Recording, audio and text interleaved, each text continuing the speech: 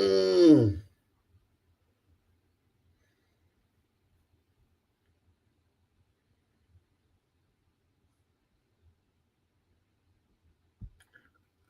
Salute. Salute to everybody out there, man. Everybody out there, man. Everybody out there. Everybody out there. Uh, got a great show for you guys tonight, man. A great show. I'm talking about we got a fantastic show tonight, man. You heard me? It's a lot going on, man. Coast to coast. We talking about coast to coast. The Sun Man didn't take Memorial Day off, man. Sun Man did not take Memorial Day off, man. He said, fuck remembering the veterans. You don't remember the streets. I'm gonna give you niggas in the streets something to remember.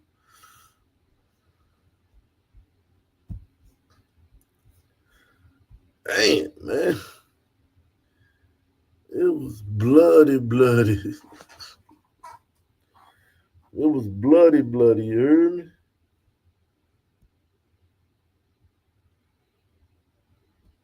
It was bloody, bloody. Sun Man did something special. Sun Man did something special this Memorial Day weekend. This was like, this is like black fatigue. Okay, hold my beer. You got black fatigue? Hold my beer. That's what the Sun Man said. Sun Man said, if you got black fatigue, hold my beer. Salute the Glide Mud Shark. Bill Allen in the building, man. Wyoming in the place to be, man. Uh, Bill. Yeah, though. They said if you got black fatigue, hold my beer. I ain't even gonna lie to you, man. Hold my beer.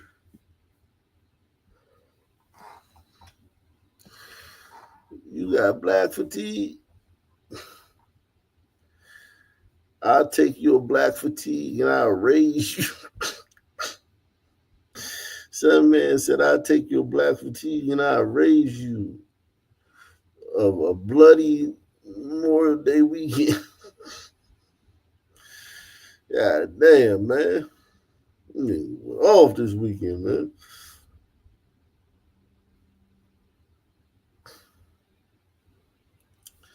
Suns went off, man. Why they do us like that, man? Why the Suns do us like that, man? That shit wasn't cool, man.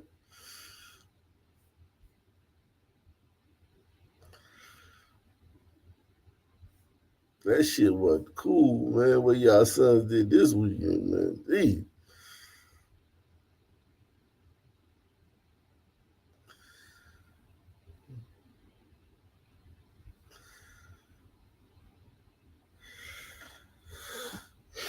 Shout out to Angel Soul in me, man, and Sean Dankers, man.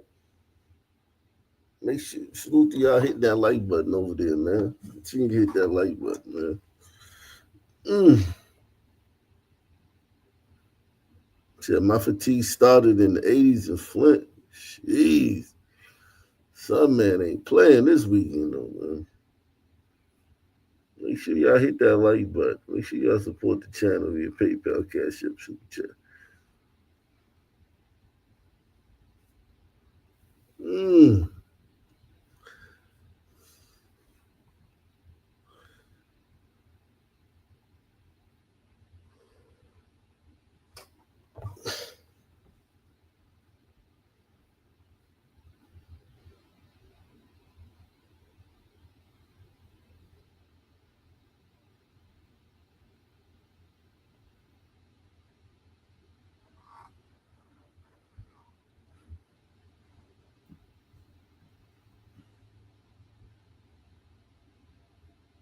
Mm.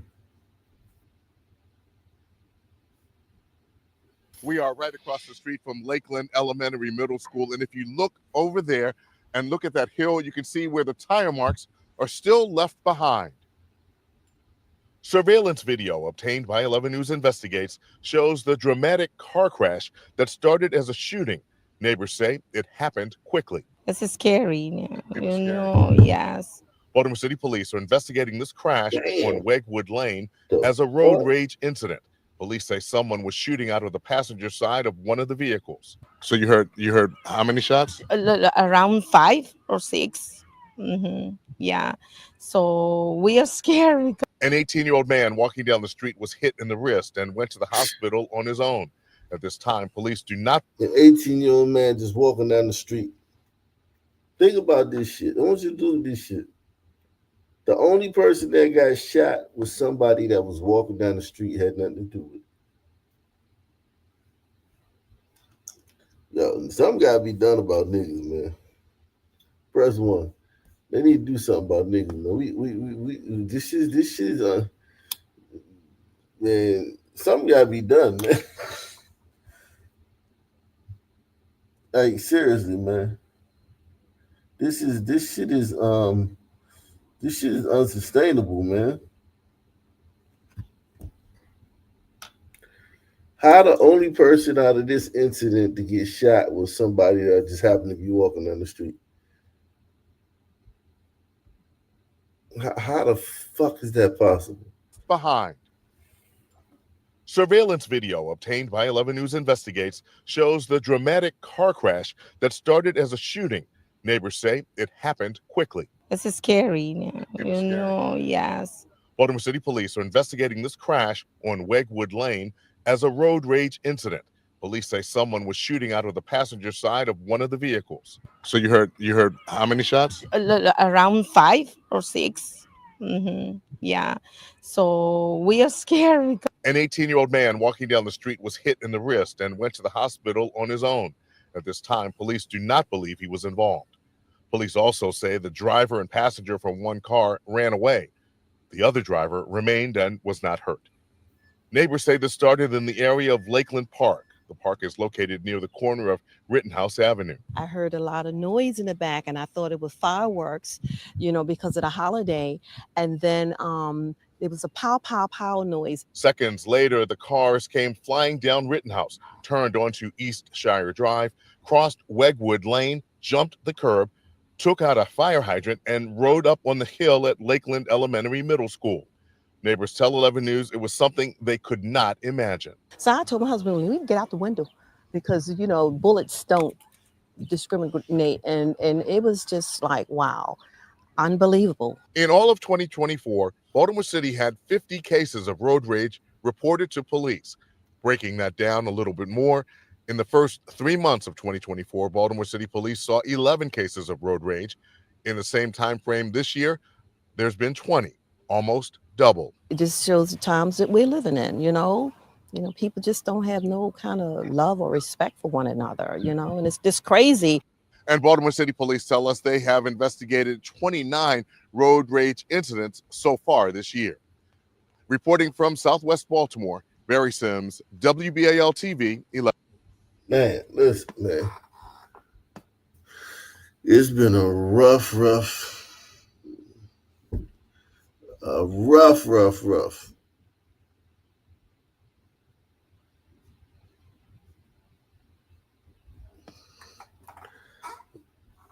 Memorial Day weekend for black folk, man.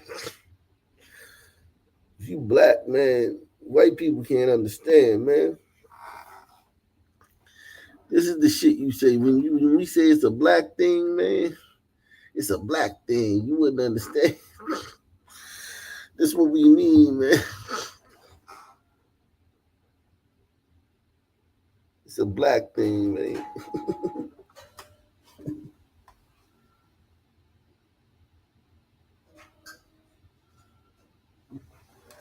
It's a black thing, man. You wouldn't understand, man.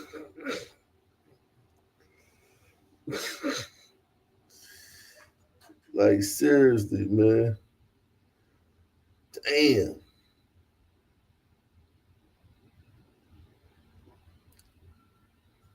That's crazy, Jack.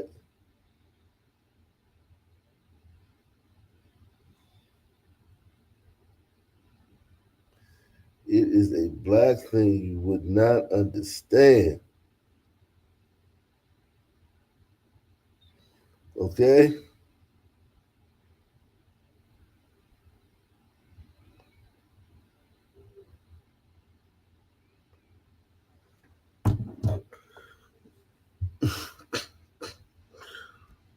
Everybody hit the like button, man.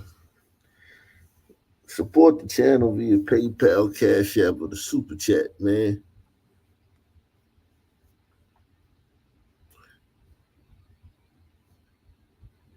The big story on Action News tonight is the urgent search underway. Philadelphia police working to find what they believe are the 3 gunmen behind last night's deadly mass shooting in Fairmount Park.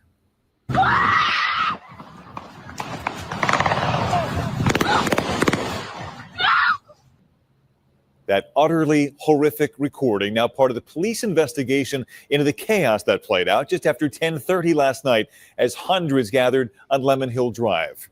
When the shooting finally stopped, 2 victims were dead, 9 others wounded, all ranging in age from 15 to 28. Today, the police commissioner vowed to deploy even more officers as the summer season gets underway. And an outraged mayor said the city will not be held hostage. We've got team coverage tonight. Walter Perez standing by with reaction from the family of one of those who died. But we begin here with Action News reporter Annie McCormick live at police headquarters. Annie, you've got the latest on this now sprawling investigation. And Brian, at this hour, Philadelphia police have not identified any suspects. We do know that they are looking for at least 3 shooters. They did recover 21 shell casings from the scene that appear to be from 3 different weapons. This video is being used in the investigation and shows the mayhem as reports of people shot started flooding in around 10:30 last night near the Lemon Hill Mansion. It's a popular area just a short walk from Kelly Drive and Boathouse Row in Fairmount Park. 11 people were shot, including 2 who were killed, now identified as 23-year-old Amaya Devlin and 21-year-old Mikhail Bowers. Damn. Young people just dead. Dead. Mm.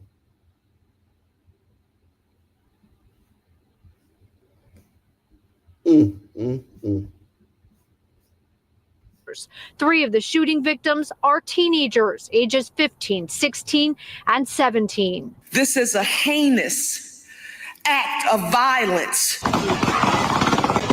Investigators believe that rapid gunfire came from a semi-automatic weapon equipped with a switch, a small device that transforms a semi-automatic weapon into a fully automatic handgun. This was war-time ammunition. Philadelphia police had a presence in the park for a majority of the day and evening, with officers at the time of the shooting nearby about 75 to 100 feet away, helping to clear out park goers. They hear the gunshots, and as a result, they responded and they started taking those who've been shot to the hospital. We've seen time and time again where individuals do not heed the fact that police are there and still will engage in this behavior. Bethel also addressed the department's response moving forward with big events like the Roots Picnic this weekend. Starting this weekend, we will develop a deployment plan that puts us into the park, not to be going after permits and that type of activity, but more importantly, to keep up with the intelligence. And Brian, at this hour, Philadelphia police not releasing what they think the motive could be. They are asking for anybody who has any video to send it to them. For now, reporting live outside of Philadelphia police. Jesus, man. I mean,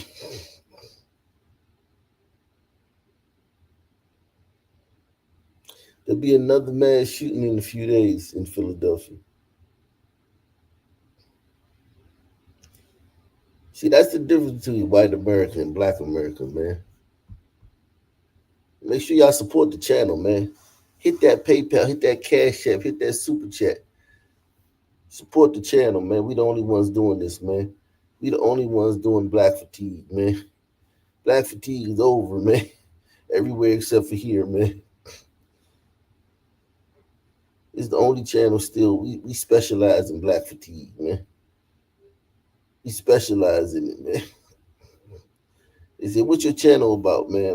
It's about black fatigue, man. It's about black fatigue. It's about black fatigue.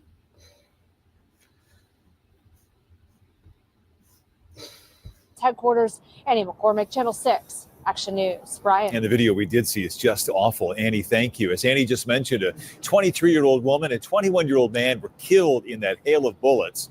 Their loved ones now coming to terms with this tragedy. Action News' Walter Perez live in Fairmount Park tonight. Walter, you spoke to that young man's grandmother today. That's right, Brian. As you'd imagine, she and the rest of her family are simply shattered tonight. The family describing Mikhail Bowers as a fun-loving young man with a big heart. I'm still numb. That is how Wanda Bowers describes how she has felt since learning that her beloved grandson, Mikhail Bowers, was killed.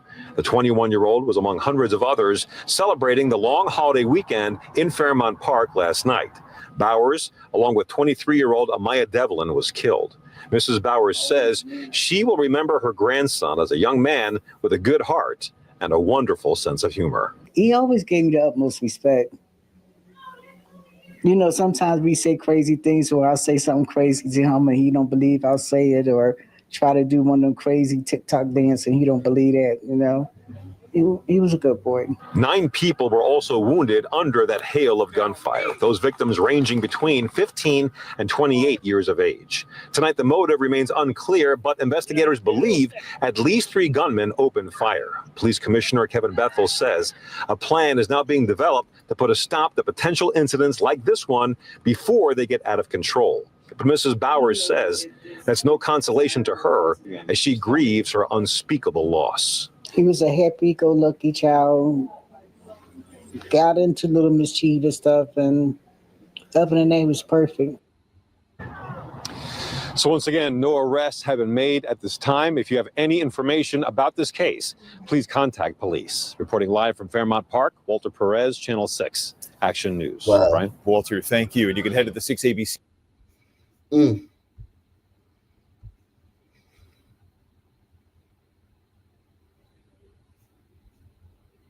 Jeff, you spoke with the grandmother of one of the victims. I did. Her name is Wanda Bowers. Wanda Bowers and her family members are left with deep and unsettling questions tonight about the senseless loss of 21-year-old Mikhail Bowers, the young parent of twins. On a North Philadelphia porch, a family gathers to mourn. I'm gonna miss my grandson. Sitting together at the home of 64-year-old Wanda Bowers, they've come to remember 21-year-old Mikhail, slain Sunday evening in the mayhem at Fairmount Park. Bowers learning of her grandson's death from his sister in a late-night call. I just thought I was dreaming, to be honest. And even when I still lay down, I thought I was going to wake up and it was going to still be a dream. The Bowers family say Mikhail had gone to the Lemon Hill section of the park for a Memorial Day party. Police tell them the father of 3-year-old twins, a boy and a girl, was struck once in the chest by gunfire. Mikhail was a good boy. You know, he got in a little trouble sometimes, as normal teenagers does, but other than that, he was a good boy. Seated on the porch, but unwilling to speak on camera, Mikhail's mother, who recounts as her son lay dying in the park, he urged a woman to call her using FaceTime. She says her son turned to look at her, but never spoke. Stop all this unnecessary shooting. If you feel as though you need to do that, go into service, go in the Army. Use it that way. Stop killing these people. The Bowers say Mikhail attended high school at a juvenile institution near Harrisburg and was seeking work in food service or operating a forklift, areas in which he'd earned certification. He'd reunited with the mother of his twins and was planning to move forward with his young life until a bullet wiped it all away. I really want to know what was the reason for the shooting, for this mass killing or whatever it was. My grandson didn't deserve that, nor did the other kids deserve that. Now, as we left the Bowers family this afternoon, they were hoping for any more details, any details, truly, on the nature of this shooting, on why it happened, on what happened here. They were hoping for information, of course, on a possible arrest of a shooter or shooters. And then they were off to make funeral arrangements for 21-year-old Mikhail. Live here at police headquarters, Jeff Cole, Fox 29 News. Folks. Just heartbreaking. Jeff, thank you. And salute the low carb bully, man. Breaking right now at noon on CBS News Philadelphia. Shout out the low carb bully, man.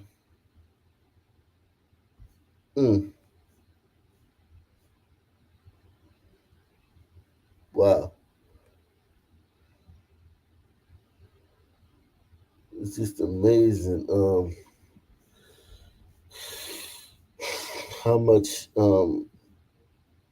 sons do in a weekend, and how it's like literally Monday, it's like back to normal. Back to normal. All the outrage that people have for sons, that shit never sticks. That shit never sticks.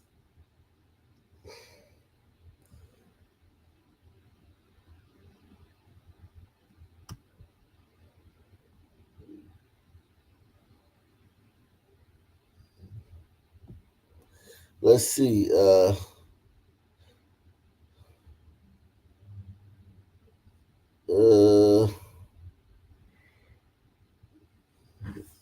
You know what? We wanted to find them like this.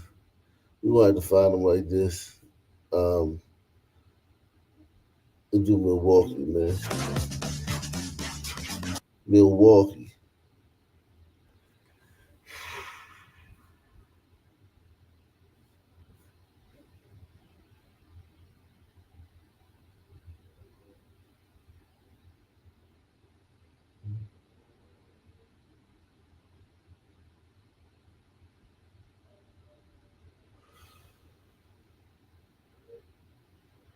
Wow. Right now, family tells 12 News this Oostburg couple was the two people killed by a wrong-way driver early Monday in Ozaukee County.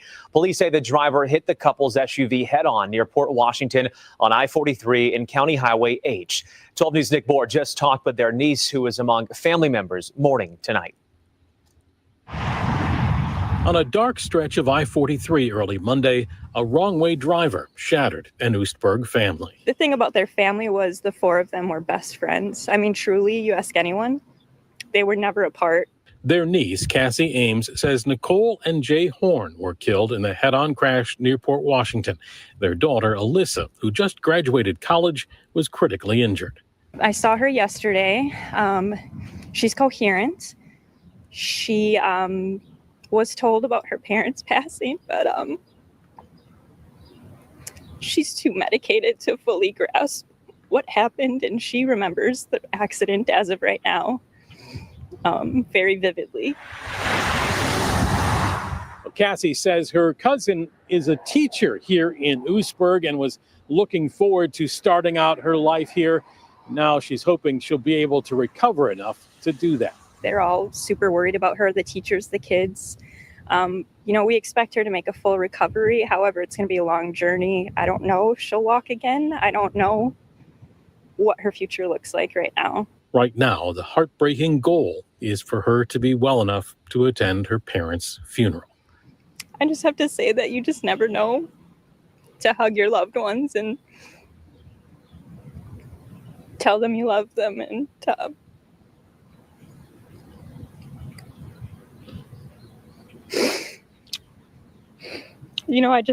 they're just two really great people that didn't deserve this kind of tragedy. In Oostburg, Nick Bohr, WISN 12 News. It's just heartbreaking. In the last hour, the Ozaukee County Sheriff's Office identified the wrong-way driver as 34-year-old Ace View of Milwaukee. He's in the hospital tonight with serious injuries. The Sheriff's Office is recommending charges of first-degree reckless homicide. Deputies continue to investigate whether or not alcohol played a role in the crash.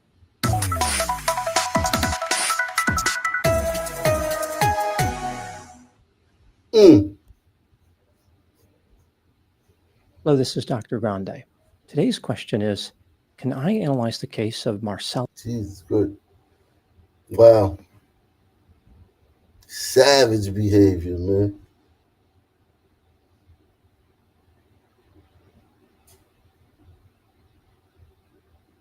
Uh-oh. Speaking of savage behavior, what the fuck?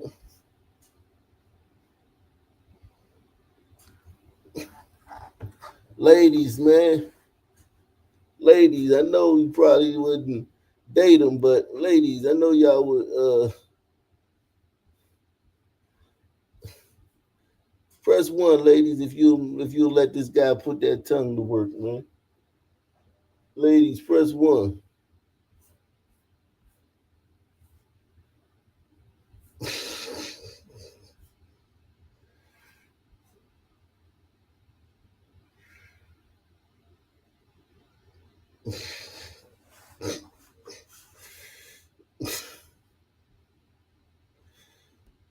You better not be tossing salads with that tongue, man. Using grape and jelly, man. You better not be using grape and jelly, man. Salute Jack Me Off, man. I always feel good when Jack Me Off come around, man. He said, I hear that Trump gonna make 7-year-old son children work because their mama ain't gonna receive SNAP benefits no more. See, that might be the effect, man. They might actually put their kids to work.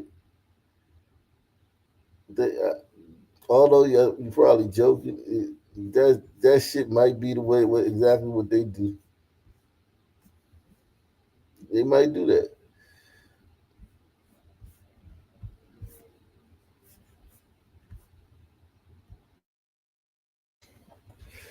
This dude a character though, man. This dude is a character.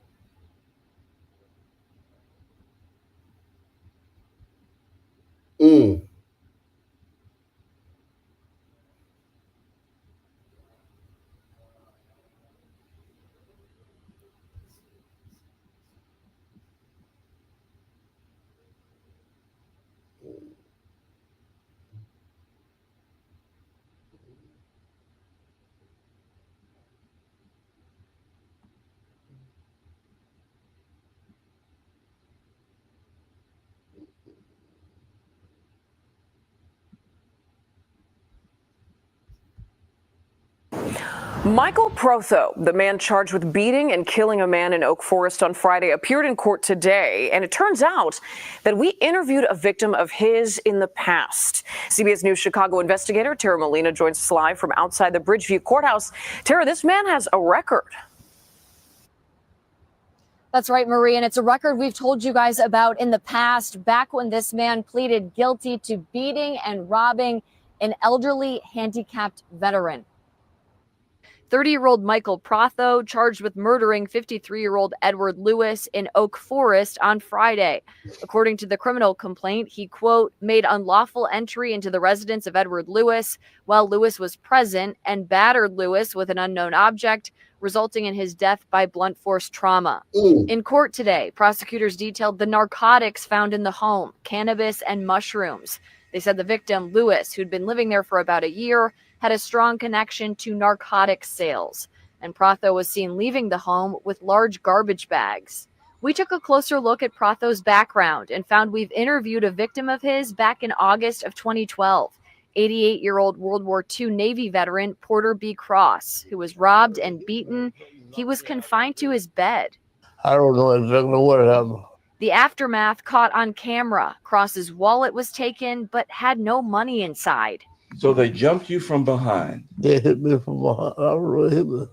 Protho pleaded guilty and received an 8-year sentence. We found subsequent cases in his record: felony possession of a firearm in 2018 and possession of a firearm with prior convictions and aggravated unlawful use of a weapon in 2019, but those charges were dropped. Protho will stay behind bars until his next court date. There's an interesting legal word for a defendant like this, a couple words actually, career criminal and a recidivist, and he clearly is both. And when a judge is deciding whether or not to detain a gentleman like this, there's really not much hesitation on the part of any judge to lock him up pending trial.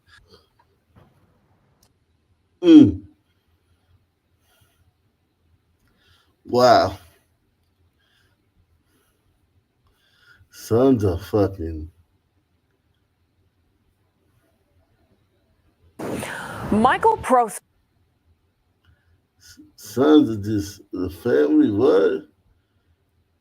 Calls for justice tonight in the death of this 2-month-old baby boy. His family and their church community held a vigil as they search for answers, hoping the person who killed this child is held responsible. Our Jermont Terry is live at police headquarters tonight. Jermont?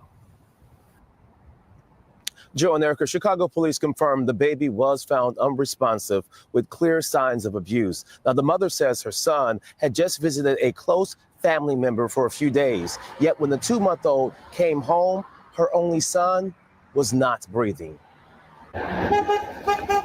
Sorry, this hard to talk about when my son is gone. He should have been here with me. Kayla Flowers stands with her pastor and family holding her up.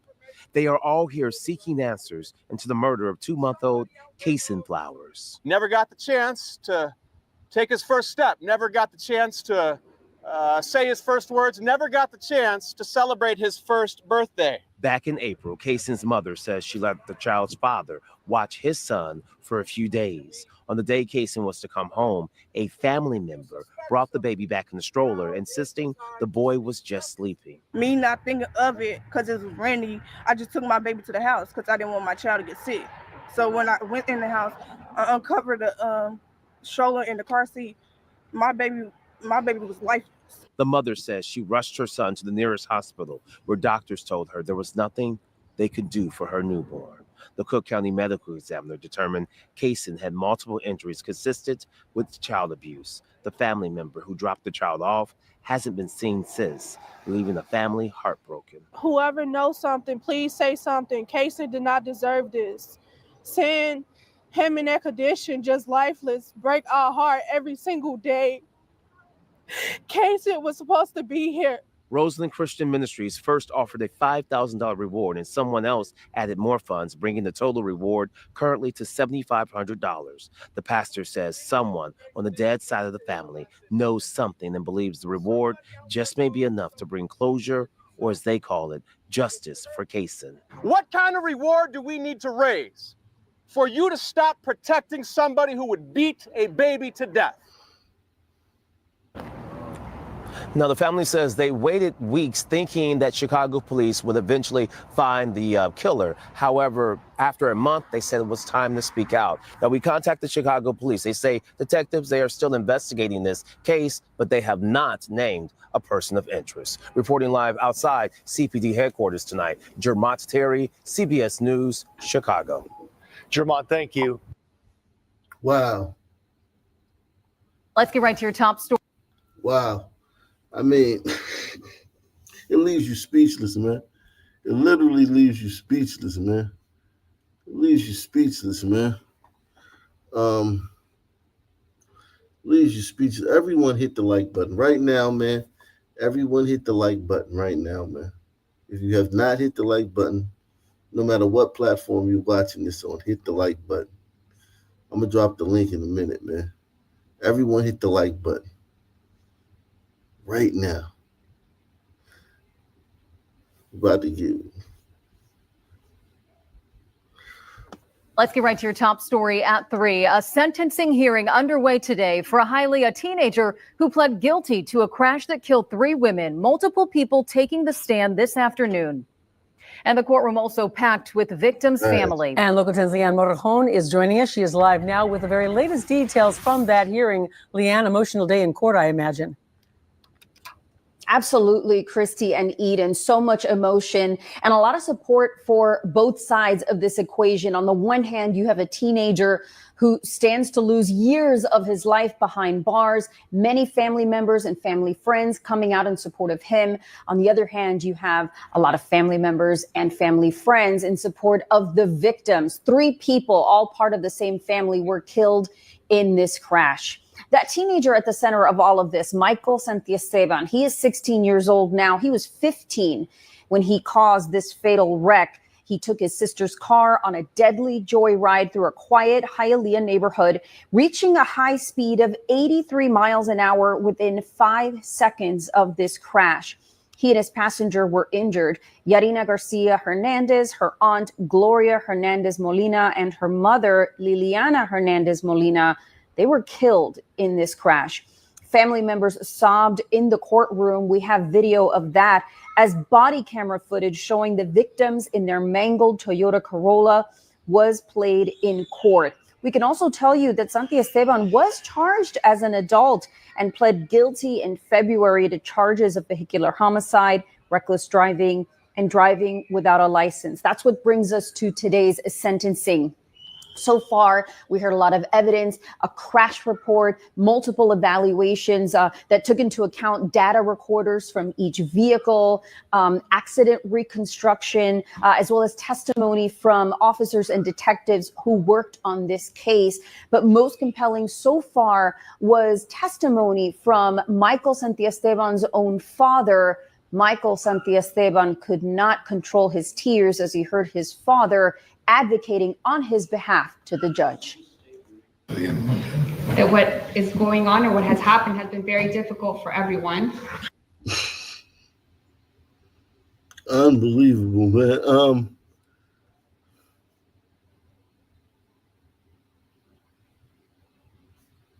Unbelievable. It just leaves you speechless. I'm not even gonna lie, man. Some of this stuff leaves you speechless. Some of this stuff just leaves you speechless, man. Let me.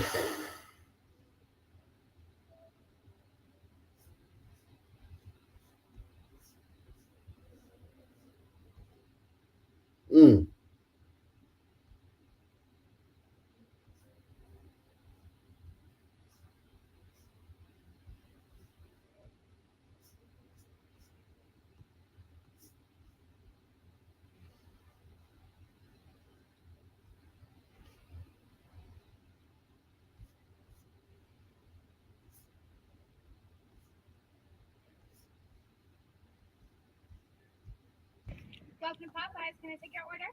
One moment, please. Am I hungry? Or am I just hungry? That's a man. That's a man. That's a guy. That's a guy. Welcome to Popeyes. Can I take your order? One moment, please. Am I hungry? Or am I just hungry? I'm hungry. Hello? Yes. Can I get a 20-piece with a large fry and a large red beans and rice? Spicy or mild? Spicy. White or dark meat? Baby girl, it's better I want a wing right now. I ain't doing nothing white. Black Lives Matter. Dark meat, please. Okay, honey, go ahead and pull up to the front. I'll give you your total. Okay, thank you. Excuse me, baby girl. Yes, honey? You gave me one barbecue sauce. Can I please have extra? That'll be 75 cents extra. 75 cents. Well, I just bought a 20-piece and you gave me one sauce. Like, come on. I'm sorry, honey, but that's 75 cents extra. It's 7 and a So that's 75 cents when you buy a 20-piece and you get one sauce? I'm just doing my job. Oh, you just doing your job. Can I get some extra sauce, please? That's all I asked you. Okay, 7 and a 5, 75 cents. Come on. Oh, you're gonna be one of them little bitches.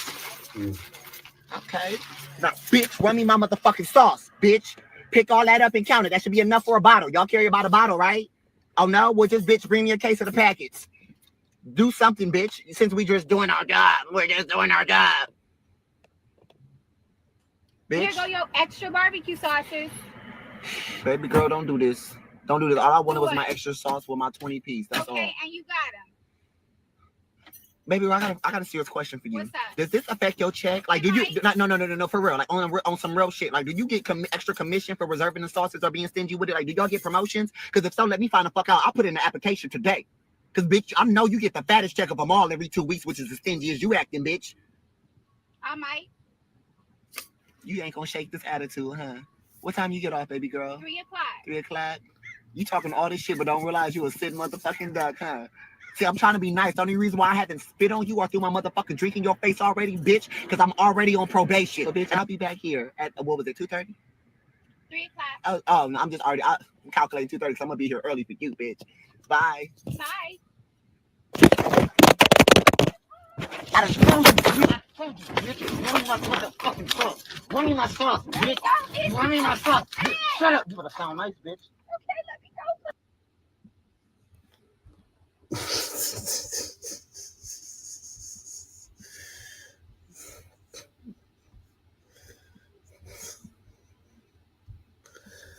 Oh my God, man.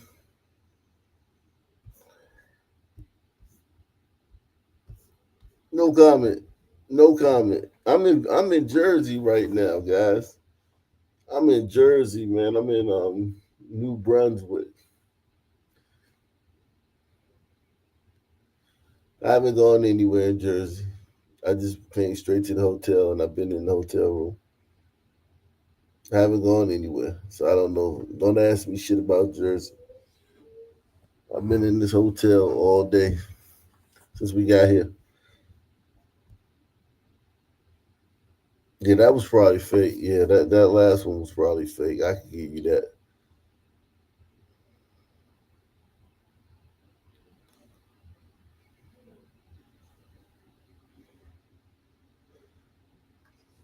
Every dude I know from Jersey had a bad attitude. Every dude I met from Jersey when I was in DC, they all had bad attitudes.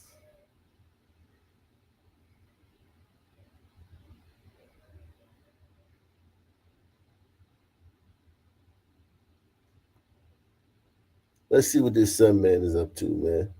Make sure y'all support the channel, man. We need some sponsors, man. We didn't get many sponsors last night, man. We need some sponsors today, man, to support the show, man.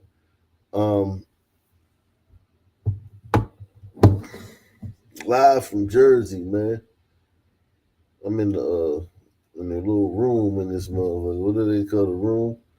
Little conference room and shit. To let me come in here and do my show.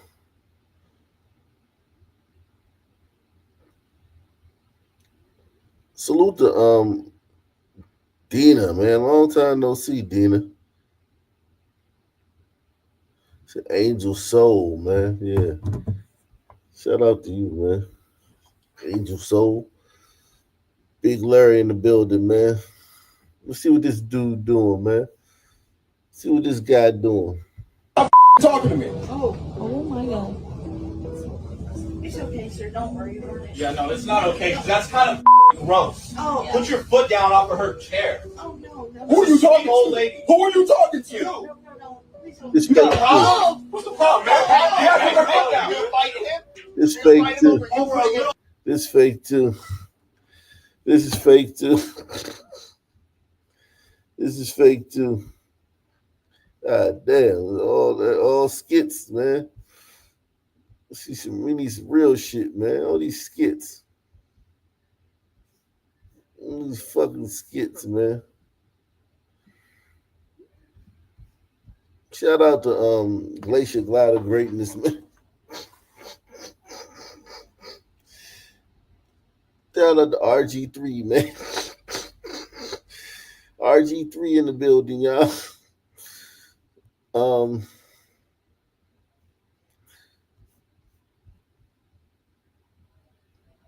This is real. This one's real though. I don't care if she have her gun license, her rights, or any of that. That is way beyond the law. Way beyond. Relatives of 17-year-old Trayvon Johnson are angry. The teenager was shot and killed last night by a homeowner who police say was protecting her property. He was not supposed to die like this. He had a future ahead of him. Trayvon had goals. He was a very funny guy. He was very big on education. He loved going to school. He loved learning. Last night, Miami-Dade police say the DA college student burglarized a home south of 79th Street near I-95, just blocks away from where he lives. Detectives say the 54-year-old homeowner was alerted of the break-in by her security system.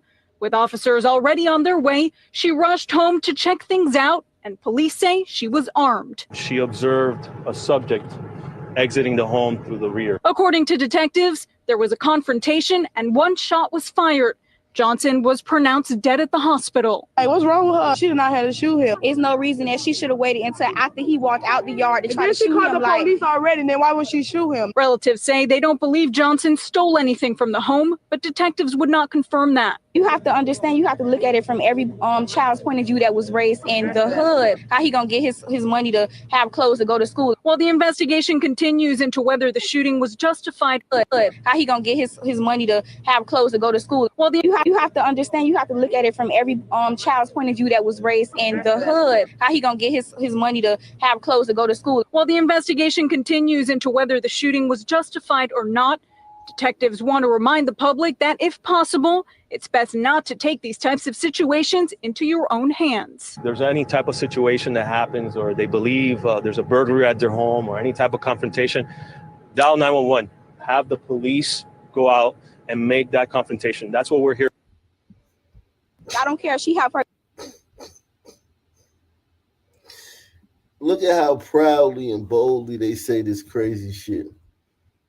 She said, think about how proudly and boldly she said this.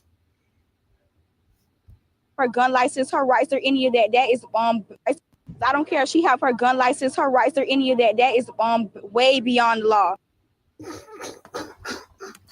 But breaking into her house, that's not way beyond the law. Breaking into her house isn't way beyond the law, though.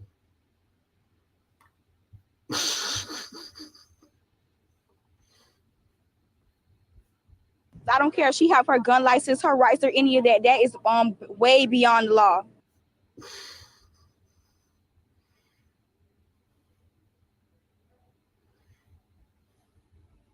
To shoot him. There's no reason that she should have waited until after he walked out the yard to try to shoot him. She called the police already, then why would she shoot him? Relatives say they don't believe Johnson stole anything from the home, but detectives would not confirm that. You have to understand, you have to look at it from every child's point of view that was raised in the hood. How he gonna get his money to have clothes to go to school? While the investigation continues. She is so serious too. Like, she is not joking. She is not trolling you. She is serious. Nah, this is a real news story. I covered this one when it happened. Probably like, damn, it's probably 8 years old. Well, either I might not have covered it when it happened. I might have covered it when I first became aware of it. It's probably like, this shit like it might be 10 years old. This might be 10 years old.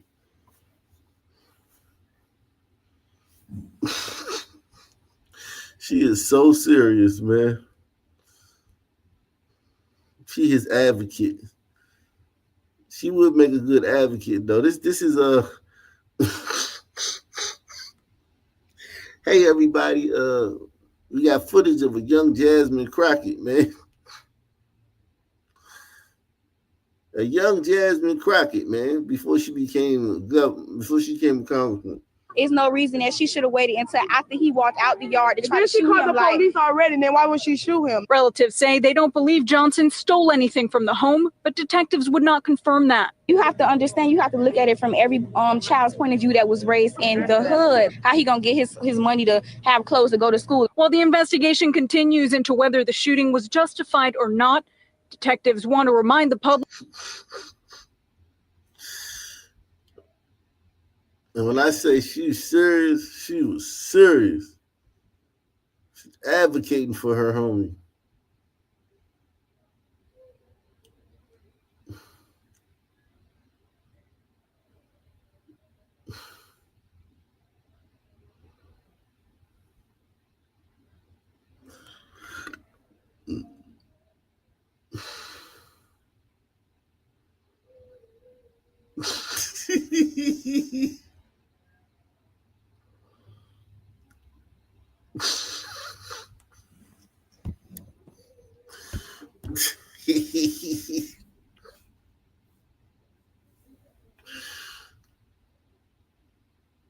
Shout out to Beast Life over 50, man.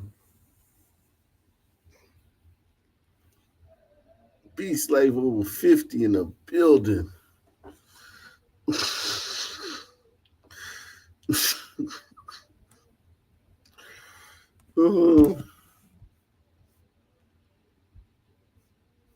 It's always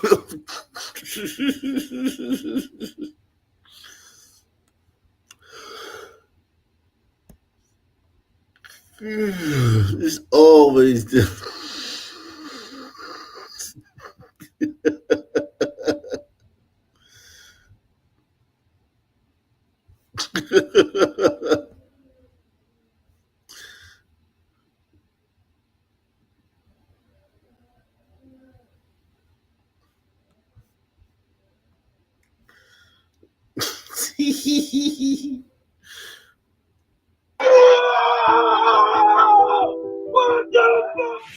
A homeowner shot and killed 3 masked teenage intruders, even though he insists it was self-defense.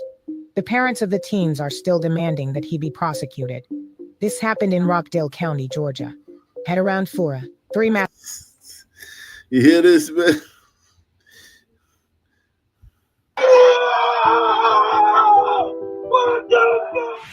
A homeowner shot and killed 3 masked teenage intruders, even though he insists it was self-defense. The parents of the teens are still demanding that he be prosecuted. This happened in Rockdale County, Georgia. At around 4, 3 masked teenagers appeared in the neighborhood. They tried to break into a home to commit a robbery, but gunfire from inside the house brought them down. All 3 suspects died after being shot. 2 were pronounced dead at the hospital, and 1 died at the scene. Later, the families confirmed that among the victims were the brothers, ages 15 and 16. After the incident, the parents of these teenagers called for the homeowner to be prosecuted, saying he took the lives of their 3 sons. However, multiple eyewitnesses confirmed that all 3 teens were masked and armed. During the attempted break-in, the suspects fired at the homeowner first, and the resident returned fire in self-defense. Police also concluded that under Georgia's self-defense and stand your ground laws, the homeowner's actions were considered lawful self-defense. So do you think this was self-defense? Leave your thoughts in the comments. That was some hella B-roll they used for that story, man.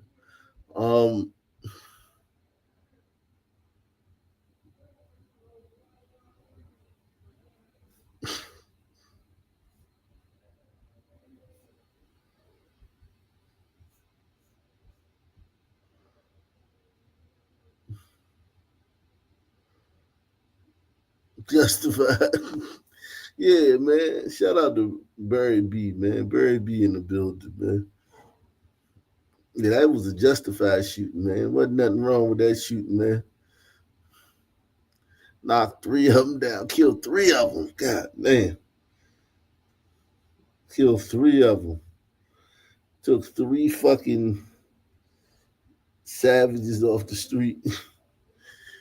Salute to that woman, man. Salute to whoever that homeowner was, man. He got rid of 3 of them in 1 shot. Let me drop the link, man.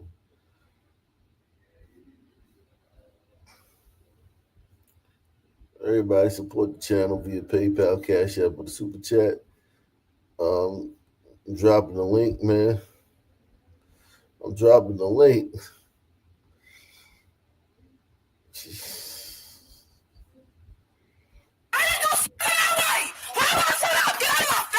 Don't come up to me like that. Don't do that. I came up to you. No, don't do that. I'm walking around you.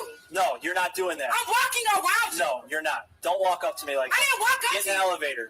Get in the elevator. That is weird. I don't want to be here. There's not a black person in sight. What are we talking about? I am the elevator. Go home. Let's go. Out. You kicked us out because of that. Let's go. Threatening me. What was the threat? Let's go. Get off me. No. Get the fuck off me, officer. Get off of me. I know my right. No, you need to go. Get off of me. This is your last warning. If you don't, you are going to get arrested. Do you understand? For what? You have been told to leave numerous times. You have not. You just told me that. You are not going to stand there and yell at her. I want to know what I did. We're past that. You're not putting on the. We're past that. You didn't look at the camera. You're pointing me out without even doing an investigation. We don't need to. You do need to do that. I'm telling you different from what she said. It doesn't matter. It does matter. It's free will. That's not how this works in America. That's not how it works. You can't arrest me. You need. You need. Look at the camera and tell me that you was dumb as hell. I'm gonna sue you. Okay. Don't even do it. Another reason I'm making. Okay. See you, bud. Yeah, I'm here to shaking and okay. The reason I'm making monitor, so. And you just only grabbed my arm. My wasn't. That's and you fine. Still put me on an ankle monitor? Who's putting you on an ankle monitor? Okay. You know what? He just committed a robbery. You put your hands on me, so you can still put your ankle monitor. You need to go. Because I want to know why they. Stop. Okay. Get the off of me. Get off of me. Come on.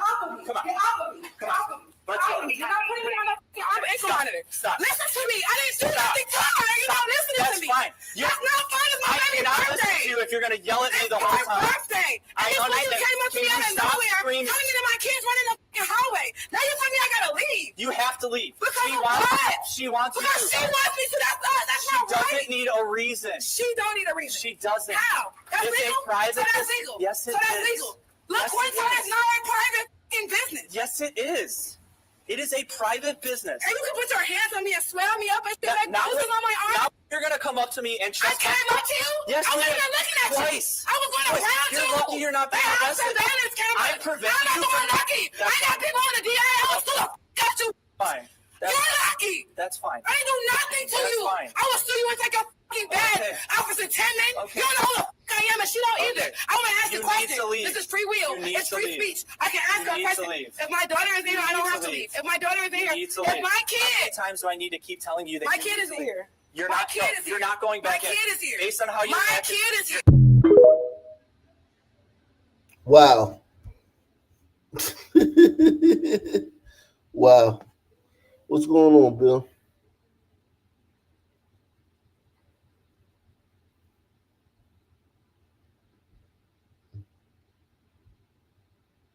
What's cracking?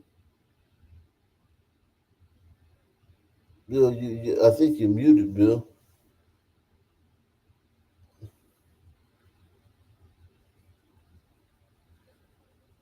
And keep that beard, Bill. You look like a 26-year-old Kamala voter, man.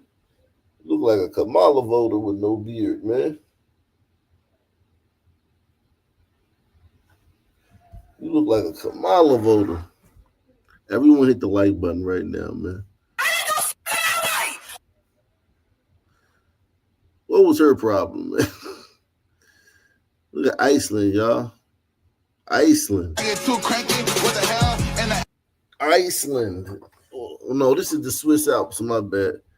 The Swiss Alps, y'all. God damn.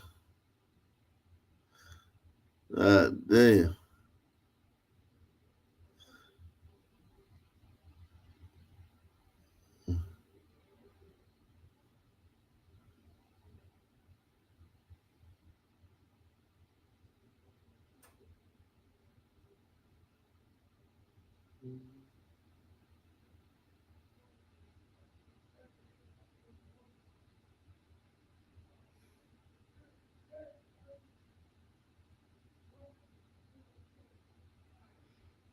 Jeez. We done ruined the fucking Swiss Alps. God damn. God damn.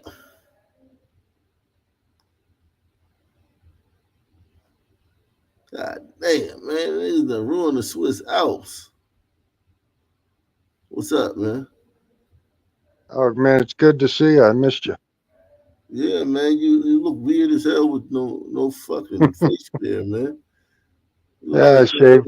Trans. You like you trans or some shit, man. I shaved for my anniversary. Shit, don't do that a couple weeks ago. Well, I got to shave it off for the summer. She allows me to grow it all year, so I can shave a couple times a year. Keep the wife happy. 30 years, she's put up with a lot. A lot. Yes, yeah, I bet she has, man. I bet she has. I bet she has been. Poor woman. Poor woman, man. Showing some excellent problem-solving skills as usual. Yeah.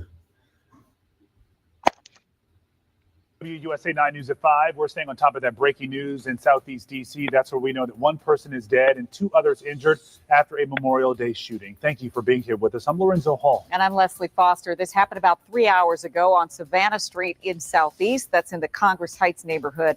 Our Rafael Sanchez Cruz is live at D.C. Police headquarters. Yeah, Rafa, we know that you're there because police actually told you to stay away from Savannah Street because this is still an active situation. What more are you learning? Yeah, Lorenzo, Leslie, want to be fully transparent with our viewers. So we were actually at the scene and we were able to see multiple scenes that were happening all at the same time. There were at least 100 people gathered at one place over on 13th Place Southeast. And then we were also on Savannah. We took the advice from police and decided to come to police headquarters. We want to show you some of the footage that we were able to capture when we were on scene. And as you mentioned, about 3 hours ago, police say they responded to the multiple scenes and they found 3 people who were injured. Now, police has confirmed that 1 person is dead, and that is we were told that's a man. So 2 men were actually found shot and unconscious inside of an apartment building. And it appears that a 3rd victim was found outside with non-life-threatening injuries. That's what police are telling us right now. At least 2 of the people were transported to an area hospital. We're still waiting to hear an update from police about how they're doing. But as I mentioned, 1 person is confirmed dead. A man is dead following this shooting in Southeast DC.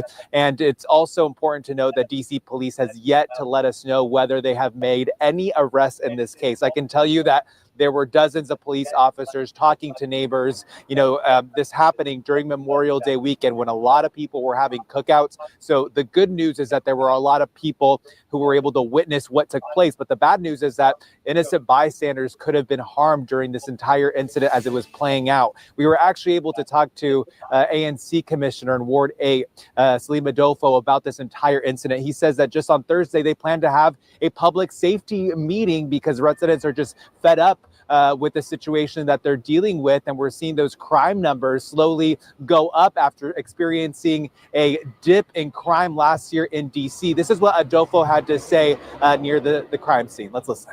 Well, some of the things that we definitely want to see in this community is, increased lighting, keeping the community clean, having activities that we can involve our children in, providing more mental health resources, making sure that we can get our children engaged in constructive activities and ways that we can learn how to resolve conflict without it escalating into a violent situation. We're obviously heading into, in summer crime tends to rise. In terms of public safety beyond, what can the city do in terms to help out the community? Well, one of the things that we could do is make sure that we get the resources that we need. We know this is budget season, so putting more effort into agencies that can actually help us resolve some of these issues. We know we need the community response team from the Department of Behavioral Health to be here in the community. We got to deal with better housing conditions. We need more economic development in the community. And once we can do these things, we'll start to see our community improve. Think about it, though. Think about this, man. Think about this. They're terrorizing the city, right? They're terrorizing the city. Not just this day, but every day, right? So every day they're terrorizing the city.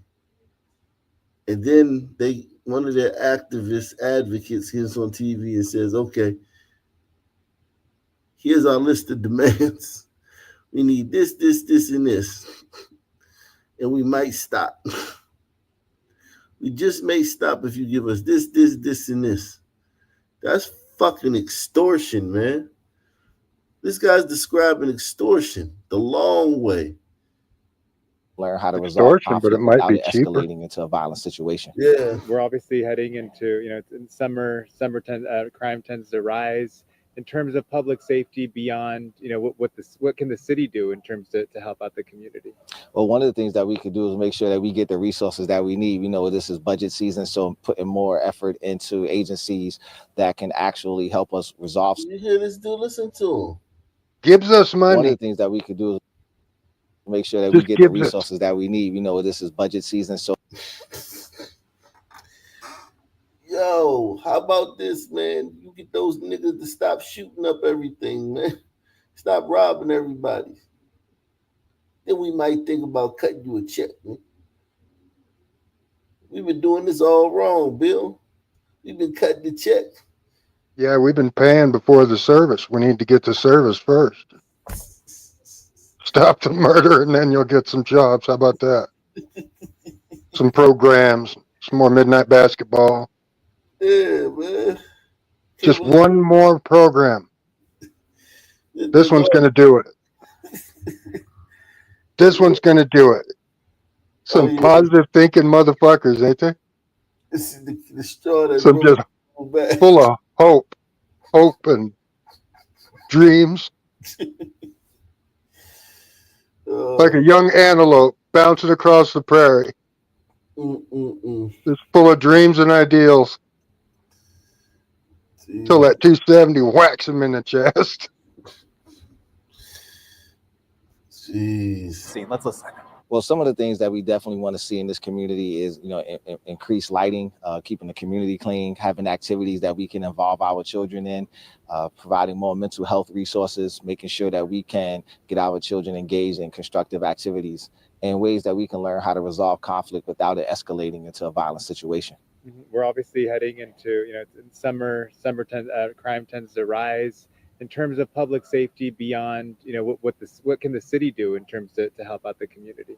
Well, one of the things that we could do is make sure that we get the resources that we need. We know this is budget season, so putting more effort into agencies that can actually help us resolve some of these issues. We know we need the community response team from the Department of Behavioral Health to be here in the community. We got to deal with better housing conditions. We need more economic development in the community. And once we can do these things, we'll start to see our community improve.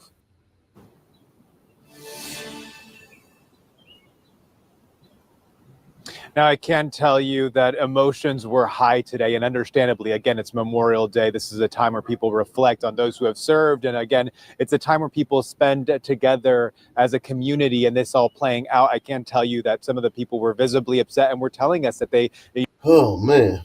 I tell you, man. Some of them are visibly upset. did not want the president. D.C. Mayor Muriel Bowser laid out her budget proposal today with plans to keep teens safe, supported, and engaged. But with major cuts, many wonder how much of that promise can be delivered. We've got team coverage breaking down the key takeaways and how they could impact your daily life. Alexis Wainwright starts us off with a closer look into youth programs and what teens hope will change in the city. The conversation continues after seeing several large teen gatherings that have turned violent. Now, we heard a firm message from D.C. Mayor Muriel Bowser when asked about budget cuts and the impact on youth programming. We're going to continue to try to have new programs that engage kids. Mayor Muriel Bowser presenting her revised 2025 and 2026 budget proposals. One of the biggest concerns is funding for youth programs, something that city leaders and residents have been calling for, especially in recent months following several different teen takeovers across the city, some turning violent, where we've witnessed fights and people being assaulted. We felt strongly that if we're closing down an avenue, which we must, then we should try to create new avenues. We will look at what those things cost. For example, DC Department of Parks and Recreation hosted a holiday hype event 3 days over the Memorial Day weekend. Mayor Bowser says that wasn't an activity that was budgeted for, but they were able to put together the last-minute activity with DC Police at Banneker to give teens a safe place to hang out and to gather. But we would say that that was a success, that with very little notice, 700 young people came. DPR says they actually hosted 1,200. When WUSA 9 dropped by Friday and Saturday, we did not see large crowds. There is more included in her proposal that focuses on investing in libraries and recreation centers. $188 million to support improvements to 22 recreation centers, pools, and parks. $3 million of that for a new Olympic-sized heated outdoor pool. $26.3 million to support small improvements to recreation centers like HVAC replacements and equipment updates. $89 million to create a new indoor year-round youth sportsplex at RFK for indoor track and gymnastics. and $400,000 for a stipend to DPR volunteer coaches, which Director Thene Freeman says is needed. We recruit coaches to support with our youth programs, and it's necessary that we're able to give them back because many times they're coming out of their own pockets. Now, the next weekend hype event is scheduled for Friday, June 6th. That's also National Gun Violence Prevention Day, and DPR is planning other events for teens every Friday over the summer. Alexis Wainwright, WUSA 9. Hey, put me on that. Says there will be no furloughs and summer programs will not be affected after. Yeah, put me on that board, and I'll save them $3 million tomorrow. That's all. Well, come on, man. $3 million for a swimming pool? You kidding me? It's never going to be used, brother. Yeah, get some Mexicans to do that shit. Oh man. Oh yeah. What we see is that people feel emboldened to be committing these kind of violent acts and attacks against Jewish people, and that needs to stop. Well, frustration tonight after a local rabbi says he was violently attacked Saturday night behind his apartment complex in Park Heights. Thank you for staying with us. I'm Kai Jackson. And I'm Maxine Stryker. Although a motive is still unknown, the incident is being investigated amid a rise in anti-Semitic acts and car-related crimes citywide. That's right. Fox 45's Rebecca Pryor joins us live with details. Rebecca? Yeah, we're told two masked individuals, potentially minors, according to police, they approached the rabbi while he was taking out his trash. He then says that they began senselessly assaulting him until he pulled out a gun.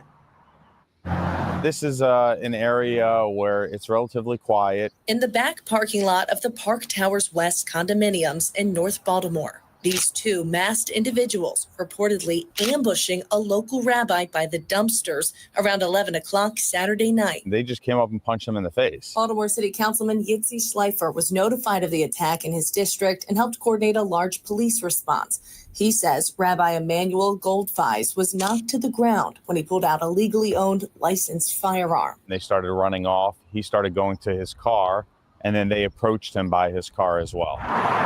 He says the incident is now being investigated as an attempted carjacking. At a time, car crimes are becoming more common in the area. About 2 months ago, light colored jeans and a hoodie, also a mask, breaking into vehicles at the location in the rear. reported car break-ins in the same parking lot. And just last night, a few miles away, an attempted auto theft. Someone attempted to steal his vehicle and damaged the driver's sidewalk. Furthermore, last November, Fox 45 reporting on a string of carjackings targeting elderly residents nearby. I saw a lady laying in the middle of the parking lot, and she had blood all on her. She was laid out, her shoe was off, her glasses were off, and I thought she was dead. But what we're seeing is that carjackings are up over 20% this month over the same time last year. And it's very troubling to see the numbers really skyrocketing. Another troubling trend, a rise in anti-Semitic acts happening across the country. Although it's unclear what the motive behind this incident was, Schleifer says it's left the Jewish community on edge. What we see is that people feel emboldened to be committing these kind of violent acts and attacks against Jewish people, and that needs to stop. Now, Schleifer points to a resolution in support of Israel that failed to pass last year, saying that he believes city leaders need to do more to condemn this type of hate. As for this incident, police say that the rabbi was treated for minor injuries at the scene by medics, and so far, no arrests have been made. Reporting live in Baltimore City, Rebecca Pryor, Fox 45 News. Man, this is insane, man. Thanks for being with us here on Live Now. Unbelievable. It's almost like you're watching a movie, man. With you here at 5. We covered this the other day, but now I think they got more information about this one. We covered this just yesterday, man. Everyone hit the like button. Support the channel via PayPal, Cash App, or the Super Chat, man. Hit the like button, man. Smash it. Glacier Glider Greatness says, you are a prophet. What kind of riots would happen if EBT banned chicken wing purchases? Would the riots be bigger than George Floyd? No, I don't think so. I think when some men protesting for a criminal killed by a cop, Nothing compares to that, man. They don't get mad about other shit. That's a martyr. Yeah, we don't get mad about other shit, you know? It just is what it is. And you guys really root for the underdog. Yeah, not just me though. It's like all like Americans are like that, but still, black. Yeah, but there's a limit. Black Americans, yeah, are like that for like criminals, right? Debaucherous degenerates. I have no idea. I can't. Floyd hit all those boxes. Huh? Floyd checked all those boxes. Jeez. Salute the RG3.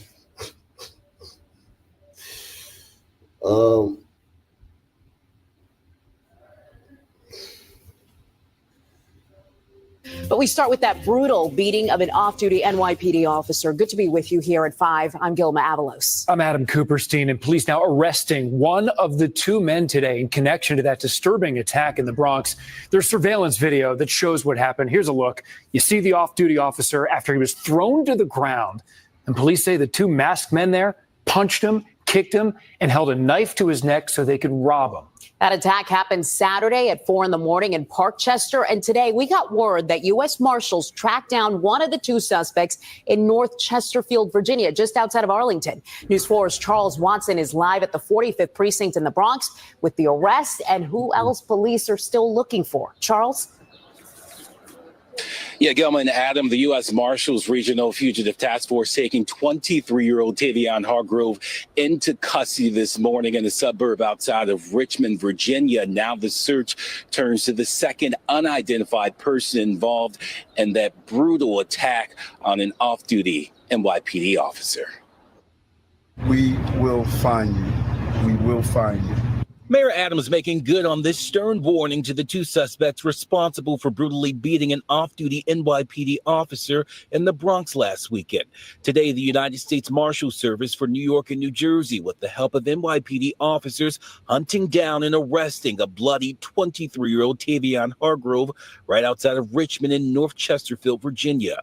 Hargrove is one of 2 suspects police say are behind the robbery and assault of a 27-year-old officer at knife point on St. Peter's Avenue on the morning of May 24th.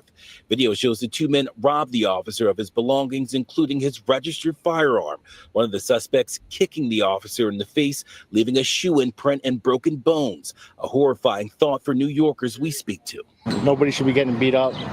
It's horrifying because, I mean, if an officer is attacked, I mean, clearly they might not know he's an officer, and that really doesn't matter. But what chance does any of the rest of us? Sources tell News 4 Hargrove was arrested behind a house in North Chesterfield, lying on a mattress in a garage. Police Commissioner Jessica Tisch writing in part on X, quote, "I am pleased to report Tavion Hargrove is now in the handcuffs of the officer he assaulted," later adding, "1 under, 1 to go." Hargrove's father also under arrest and facing charges for allegedly trying to use the officer's stolen credit card. However, the father is not suspected of being involved in the assault and robbery. Neighbors saying they hope everyone involved pays. I think that's great that they got at least one of them. I hope to get all of them. Yeah, and so at this junction, police are trying to identify and track down the second person involved in the assault and robbery. The NYPD asking anyone with tips to call its Crime Stoppers hotline and tell them what you know. For now, we're live in Throgs Neck. Charles Watson, News 4 New York. This is something I know a lot about, with all my security arrest work. records are revealing what police believe happened right before and after a fatal hit and run with a jet skier on Grapevine Lake. The operator of the jet ski, Carolyn Alejandra Gonzalez, arrested this morning in Dallas. Police also revealed they arrested Michael Proso for helping Gonzalez flee the scene. ICE confirms they're also investigating the 2 on immigration matters. It says the Air Force reveals that victim, 18-year-old Ava Moore, was set to join its academy. Fox 4's David Santendry joins us now with the latest from police. David. Yeah, Heather and Steve, and tonight we are learning more about what led to that We lost crash. him. According to a newly obtained arrest warrant Come on, affidavit, Howard. that jet ski was traveling Wake up, at brother. a high rate of speed and in close proximity to swimmers and others. The kayakers had made the decision to paddle away from the Okay. area Some and were in the kayakers. process of doing so when Gonzalez struck the kayak operated by Ava Moore from behind. It's reported that bystanders tried to apprehend those suspects and actually were able to do so with an occupant on that jet ski, but the driver got away, but not before a photo was taken with her and shared with law enforcement. The police came and they went to that house right there. Oak Cliff neighbors rattled Tuesday morning as law enforcement surrounded a home off Atlas Drive. I don't really care what people do around me. I don't care if it's cops involved, SWAT involved, whatever. I just mind my own business. But while trying to stay to himself, Angel Gonzalez could not help hear authorities demand two people, reportedly on the run from a deadly lake crash, surrender. I mean, everything that our officers and all the agencies have been doing is for Ava Moore. 18-year-old Ava Moore, a recent U.S. Air Force Academy preparatory school graduate, was killed after being struck by a jet ski while kayaking on Grapevine Lake Sunday. And then I heard someone in the crowd say she hit someone. And so I automatically turned around to go back toward the water because I was concerned. Lisa Scrayback, there as a group pulled Moore from the lake. You know, we just started life-saving measures, checking her pulse at that time. But Moore passed away, and the woman on the jet ski fled. I turned around to look at the water and I could see her and the passenger on the jet ski going away from the incident, and they were waving toward like their people, and you could tell they were trying to get away. Someone shared this photo of the suspect with Texas game wardens, who released it to the public. It's shared thousands of times across social media. Tuesday morning, authorities identified her as Dicarolyn Alejandro Gonzalez Gonzalez.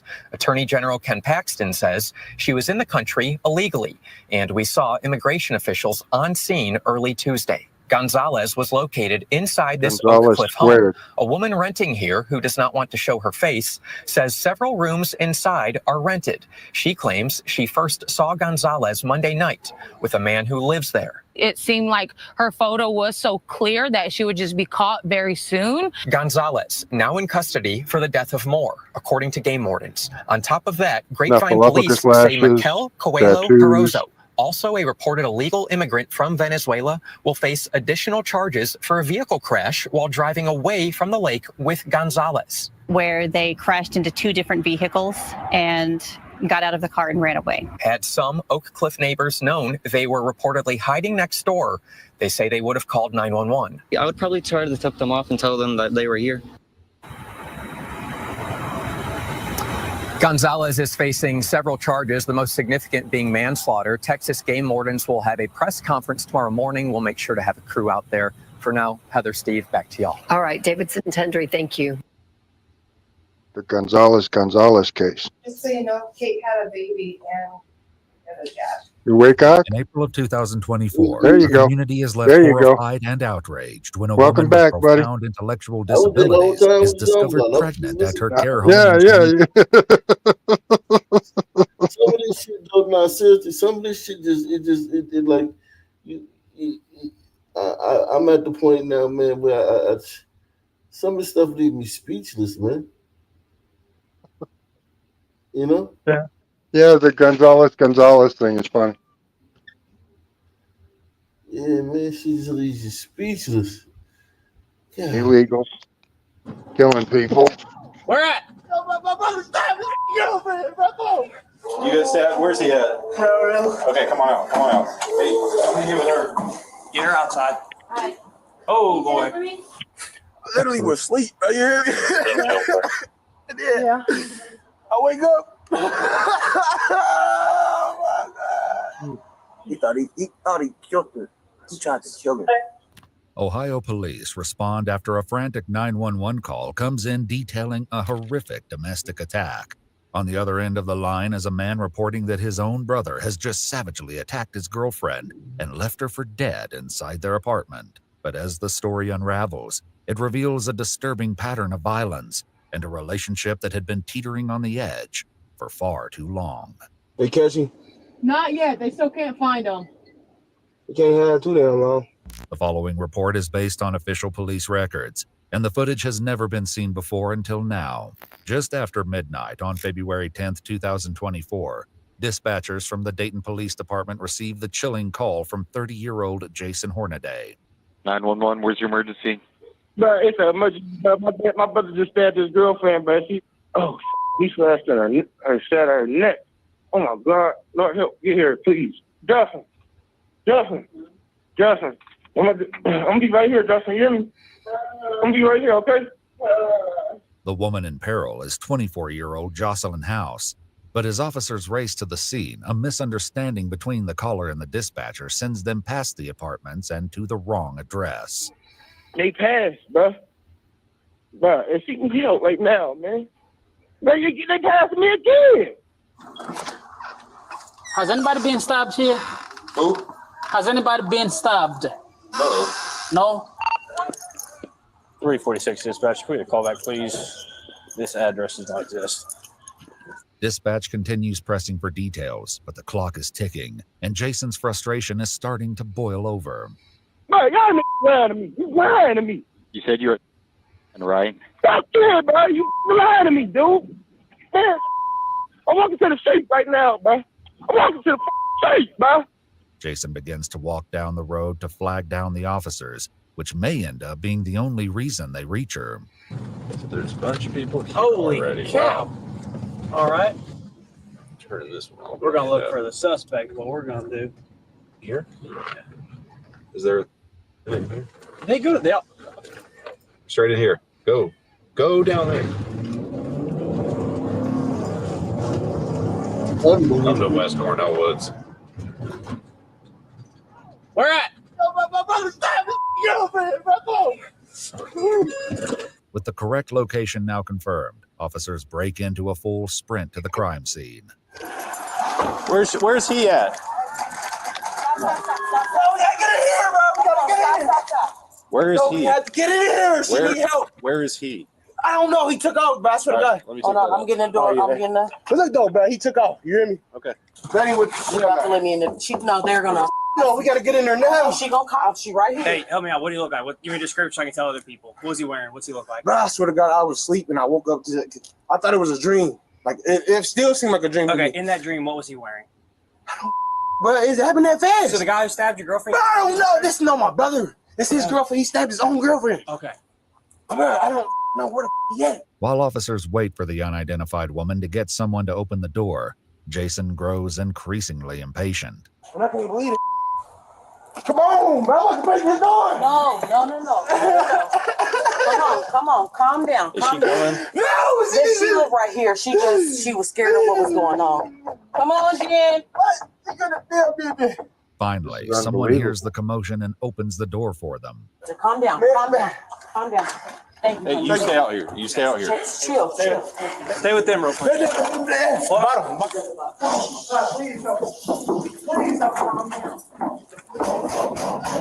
Hey, police! You guys say, where's he at? Okay, come on out. Hey, come here with her. Get her outside. Oh, boy. Where are they all at? Are they still on the other side? Joe, step up here. Step in with me.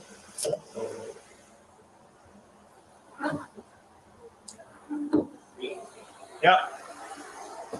There's blood all over this place.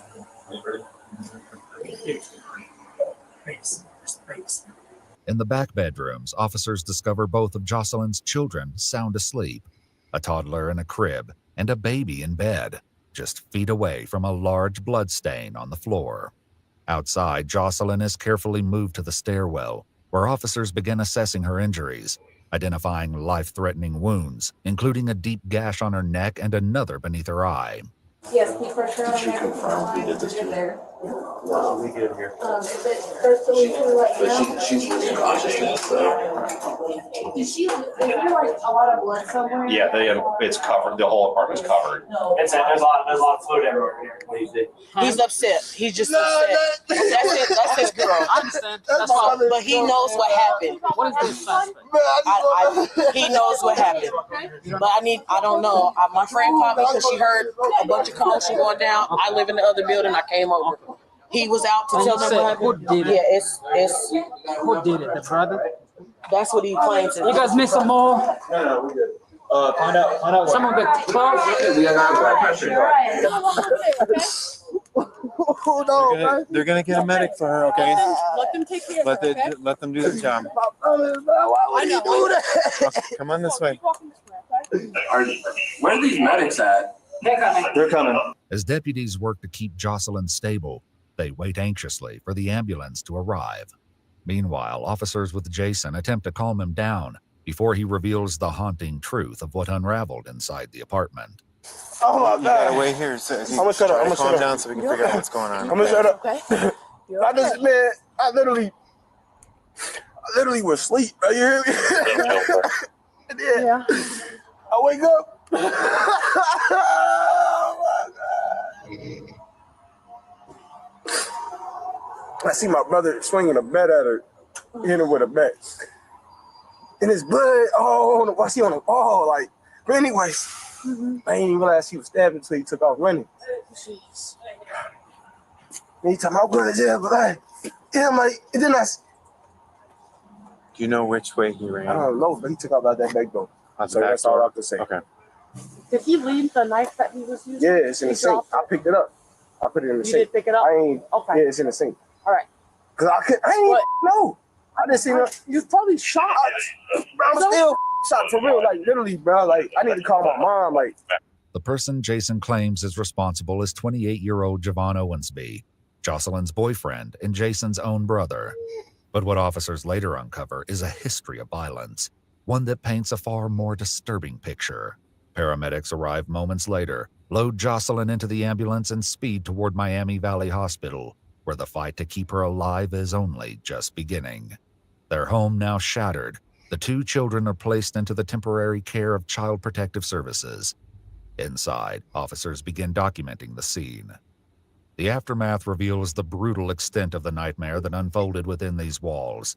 Blood stains nearly every inch of the living room, soaking the carpet, splattered across the walls, and even marking the ceiling. A hole in the wall is streaked with blood, and a trail leads down the hallway to the bedroom, where another large stain is embedded deep into the carpet. There's a knife in here with blood on the handle and blood on the blade. Do we have condition for her? Not good. They said not good. She lost a lot of blood. If you ask Eli and Kev, she had probably 4 to 5 stab wounds and then probably 2 to 3 slits. Officers locate the baseball bat believed to be used during the attack, also stained with blood. While awaiting detectives, deputies place Jason in the back of a patrol unit where he overhears the officers talking about Jocelyn's condition. hold up. He say they rushed her out to surgery and she gonna make it? I think she was, like I said, she's with the best doctors right now. They're doing the best they can. I don't even want to think about this stuff. But it's something I ain't gonna never be able to stop thinking about. They catch you? Say that again? They catch you? Not yet. They still can't find him. You can't have too damn long. Yeah? At the hospital, Jocelyn is fighting for her life. Police records reveal she suffered numerous stab wounds across her body, most concentrated on her face, head, and neck. Her facial bones were shattered, and a piece of the knife had broken off and lodged in her brain. The damage is extensive, and doctors are in a race against time. Jason is brought in the following day for a formal interview where he sheds more light on what happened that night. I had a couple beers and had a little bit of weed, we smoked it, and I passed out. I went to sleep. Then I woke up to this fool. Did we lose you, buddy? How many times do you think you saw him hit I can't let you go to day sleep, man. Too many times. When he took off Wake running, up. he says he cheating on me. So he must have seen something, I don't know, something, you feel me? Yeah. I hope it wasn't just no dumbass text or something. She was texting somebody and now she cheating. Yeah. And I'll tell you right now, bro, if it weren't for you, she'd He's probably in be deep dead. thought, I gang. know. And you're going to look at him murder charge. He deserves everything that comes his way. Jason This is also a mentions a terrible prior story. domestic incident involving the couple. On April 28, 2023, Javon was arrested for punching and choking Jocelyn, who was 4 months pregnant at the time. He was taken to jail but released the same day after Jocelyn declined to press charges, stating she feels she will be safe when he returns home. The case against Javon begins to close in, and just 2 days after the attack on February 12, 2024, he turns himself in. Are you mama? Yeah, mom and dad. It's me. Okay. We're just gonna go this way, all right? Everybody's been patted down and coming in. We're gonna walk towards the elevator, so. Javon is taken to a holding cell where investigators take pictures of him and the injuries he has on his hands and legs. During his interrogation, Javon invoked his right to an attorney, shutting down any questioning before it even begins. While awaiting trial, Javon makes multiple phone calls from jail to family members who still seem willing to support him. I just need to talk to y'all. I know. Like I told him, I said, I'm going to pull my money that I have Friday. I said, don't get paid. I'm going to bring him my money. This Friday. is a sad, Even sad Jason story. remains a loyal brother. I love you, bro. Hey. Javon Owensby was charged with attempted murder, felonious assault, and domestic violence. He pleaded guilty to all 3 charges as part of a plea agreement, and his bond was set at $1 million. On September 16, 2024, he was sentenced to 15 to 20 and a half years in prison under Ohio's Reagan-Tokes law, which allows for an indeterminate sentence based on behavior and rehabilitation. He was then transferred to the Correctional Reception Center in Orient, Ohio, to begin serving his sentence. As part of the conviction, Owensby is also required to register as a violent offender. Jocelyn underwent over 7 hours of surgery, including an emergency cracothyrotomy and a massive transfusion protocol, measures taken just to keep her alive on the table. Jocelyn has since made a full recovery and continues to care for her 2 children, working to rebuild a life that was nearly taken from her. You awake, buddy? Wake up. How long has baby been gone? 3 months. There you go. 3 months. There he is, folks. We got him. Yo, I wasn't asleep this whole time. I was just listening to the shit, man. Okay. But yeah, no, this is first of all the people's response to stimulus is so crazy, right? If you're programmed to deal with it, you're able to communicate. That's why you're taught, you're put under stress in the military or whatnot, so that you learn how to behave and act when shit goes sideways, right? Right. Well, this guy couldn't even tell where the address he was standing in front of. The fact that the cops couldn't get in the building is insane. They should have axed their way in or gone through the glass, something. That's ridiculous. They had to stand there. I don't know how long it was because the camera kept jumping around, so you couldn't follow the time. But yeah, that response time is terrible. Second of all, the guy offered 0 life-saving measures to this woman. Mm-hmm. He just, I'm gonna be here for you, sister, and then hauled ass. The one before there, here it is, a glider performing CPR on a dead woman to try and save her life. She got hit by a jet ski. There's just a different mindset that people are brought up with to care for others first. And it might be inherent to the individual. I don't know. Mm-hmm. Some people have it and some don't. Some run into a burning building and some don't. Some run away. Right. And the response time, my God, that was infuriating. I'm pretty sure that has something to do with DNA too as well. You know what I mean? Like, first aid and Right. You've always said if you get messed up, you better pray there's a glider nearby.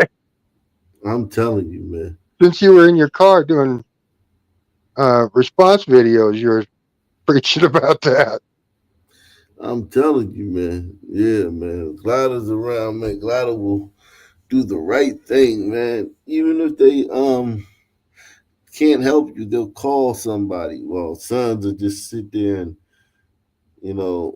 do something inappropriate. Like Literally, there's this moron called Jay Prince. I type in Jay Princess because the guy's a fucking idiot. He's on the CT show. He gets on the panel, and he is one of the dumbest human beings to ever survive birth. And he was talking with this guy named Anton who wears these funny-looking Gucci glasses, but he's a pretty smart guy. And he said, okay, you and me are walking in the hood, and I get shot up. Will you call the cops so they can come and save my life? And the guy said, no. I mean, that says it all right there. He said, well, you want me to be a snitch? He said, no, man, I want you to save my life. Yeah, son. Yeah, yeah. And the guy's not a kid. He's like 40 years old or something. Yeah, but what somebody else may think, or not being subject to embarrassment, or not being made to look bad, or not being, ostracized from the group, that outweighs any compassion or empathy. You know what I mean? In most son men, man, like most of them, like, yeah, like if it comes down to looking bad or feeling bad or feeling like a punk. Yeah, a punk or a bitch. Yeah, that those feelings. Yeah, machismo is so important, and public shaming. Yeah, is something that would really influence the glider child or the black child. Yeah, definitely, man. Definitely. But I went to military school, so we had corporal punishment, right? If I fucked up in school, I could count on possibly 4 beatings for one screw up. Because I got beat in front of the class, and then you'd get beat in the commandant's office. Then I'd get a beating when I got home from my mother. And if it was bad enough, then I get another one when the old man got home. You went to a military day school? Yeah. Wow. Until I was 13.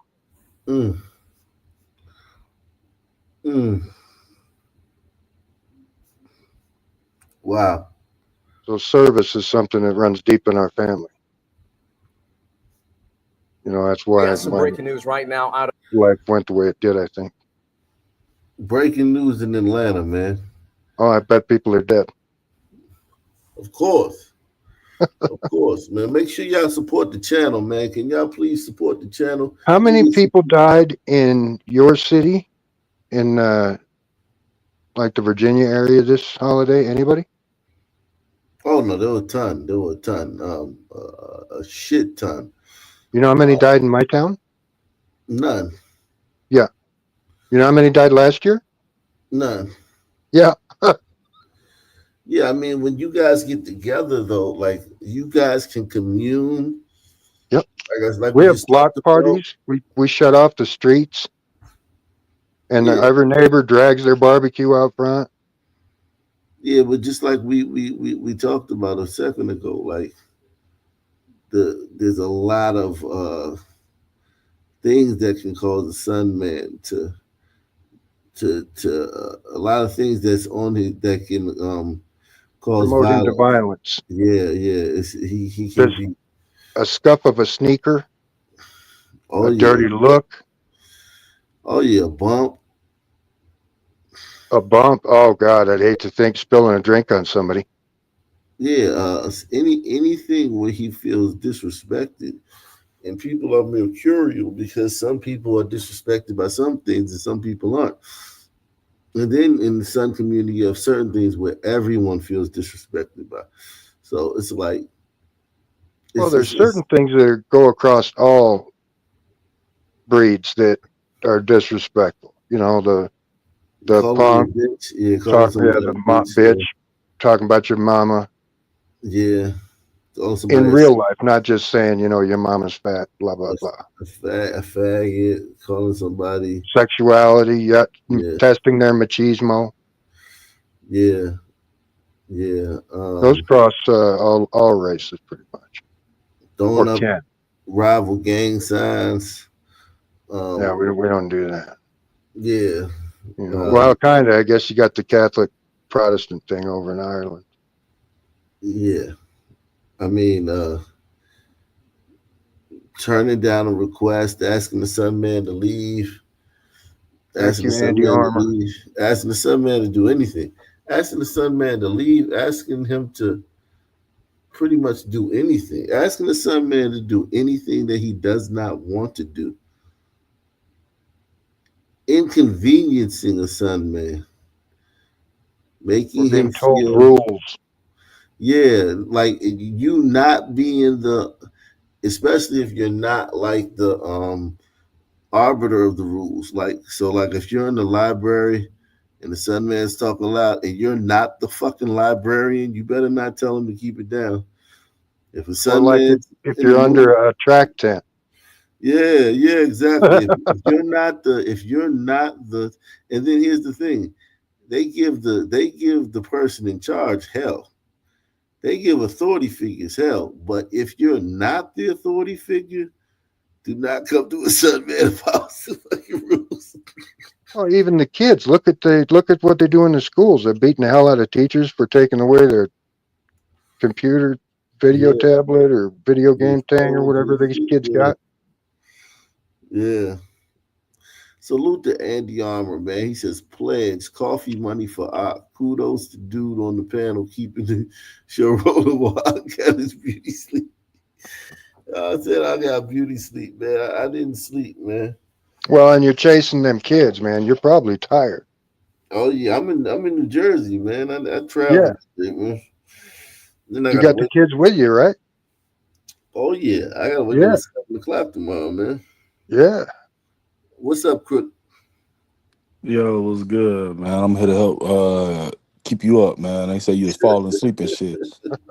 You know what I'm saying? I just got off. I just joined. What I miss?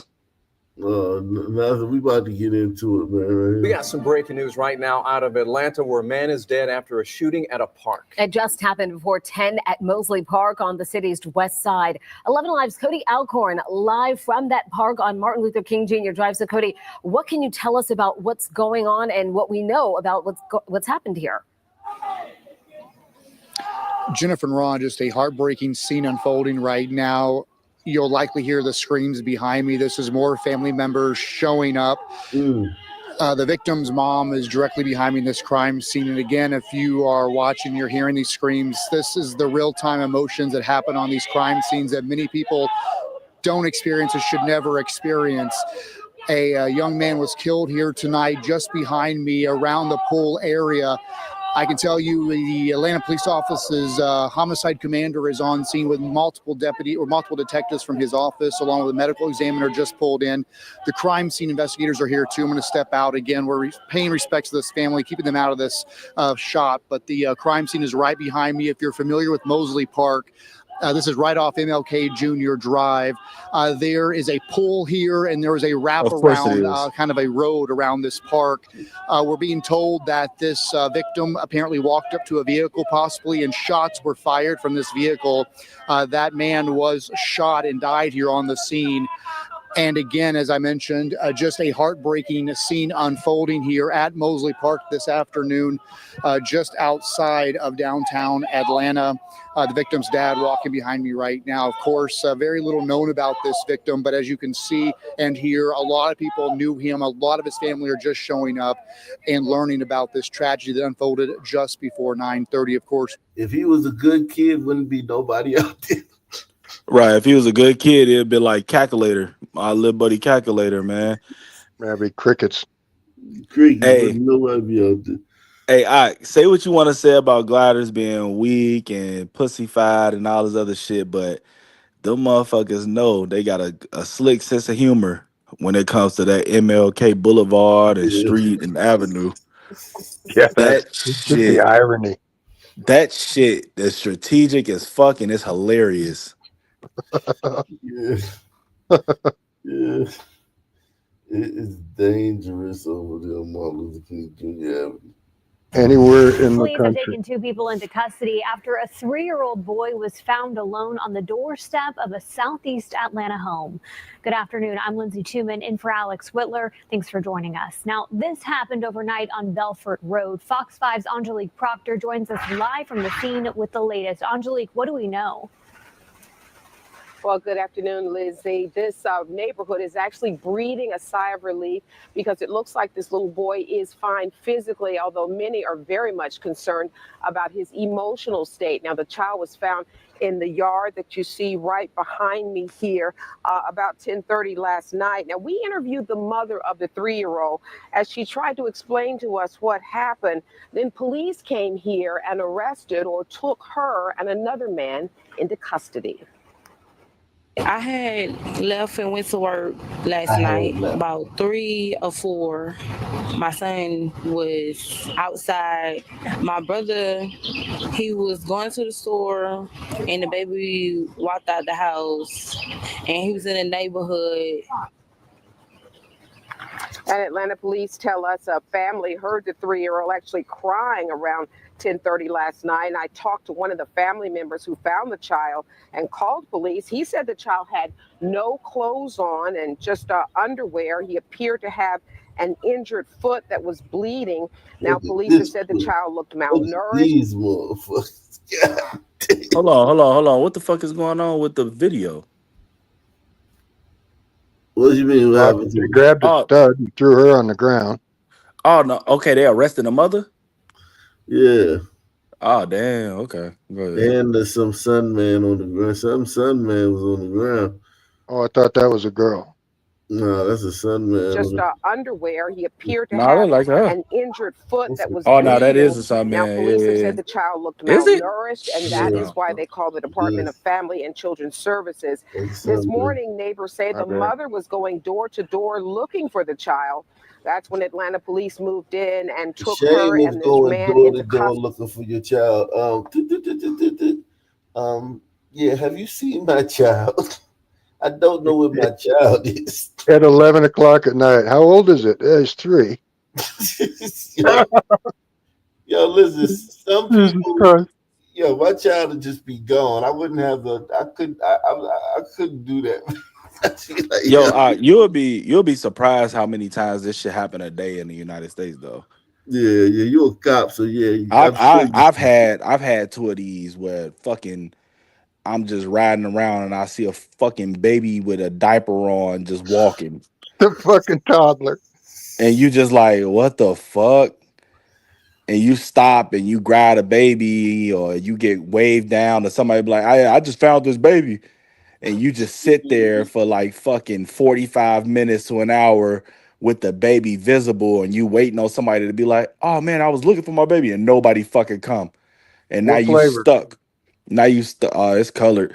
But now you stuck with this damn baby. You gotta go to the hospital. You gotta wait for child protective service. You gotta do all this other shit. So the cops usually try to like prolong the whole stay on scene and just pray to God that someone is like, oh, I was looking for my baby. Can I get my baby? And like, Save on paperwork and being stuck there for 18 hours. yes, bruh, but they usually never come. I bet that little baby Glock is cute though, stuffed in the front of his diaper. He's fucking rolling through the hood with his big wheel. Jeez, man. Got spinners on it. That's embarrassing though, man. Like, God damn, have you seen my There's baby? a 3-year-old escaped the house. Lock the fucking door. Man, we had one lady lose her fucking kid or whatever, but she was at the club or whatever and left the other like 11-year-old with the fucking 3-year-old.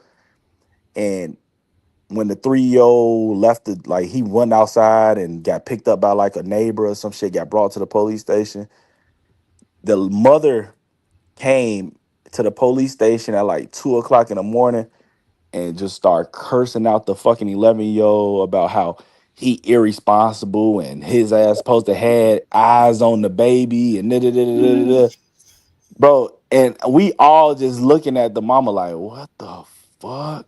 And DCFS, like the chaplains at service, you know what they just gave her back her baby, and it was just like she good to go. It's a Tuesday. Yeah, man. I mean, a lot of paperwork involved there, CPS and shit, all this. Yeah, they have the same headache you do.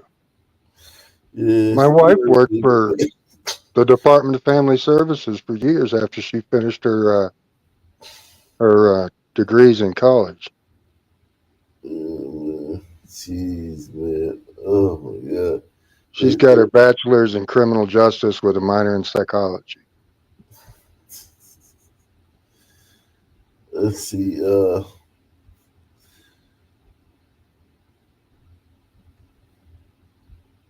details, police were called to a Dunkin' on East Roosevelt Boulevard just after 5 a.m. today for a report of a man shot and killed in that area. Now, the manager of the store says this all started as a robbery. Action News reporter Maggie Kent is live for us at the scene. So, Maggie, you learned some new information on this. John, it's a sprawling scene. It started here inside this Dunkin' Donuts this morning with a robbery inside of the cash register, but also of those who were sitting inside enjoying their morning coffee. It spilled out here, and that's where you can see these evidence markers still on the ground, actually pouring out into this alleyway. There's more along this area. This is where we're told that one of the robbery suspects was shot by someone he was trying to rob. Was over there in the door. So. Ludmila Paula woke up to police officers at her front door and homicide detectives out back. The cops hanging my door, and they told me not to open the back door because it was a crime scene. Behind her home, along the alleyway in the 2600 block of Eldridge Street in Mayfair, police were called out to reports of a robbery at around 5:30 this morning. Right around the corner, the manager at this Dunkin' tells us 2 armed men came in to rob the store and the customers inside. He says when they ran out, an armed customer followed behind and fired shots, killing one of the alleged robbers. At the scene, along with bullet casings, money was scattered and collected into evidence. I couldn't imagine that happened in my house. No idea. I live here for so long. Never happened things like that before here. And then a guy just dead in my door.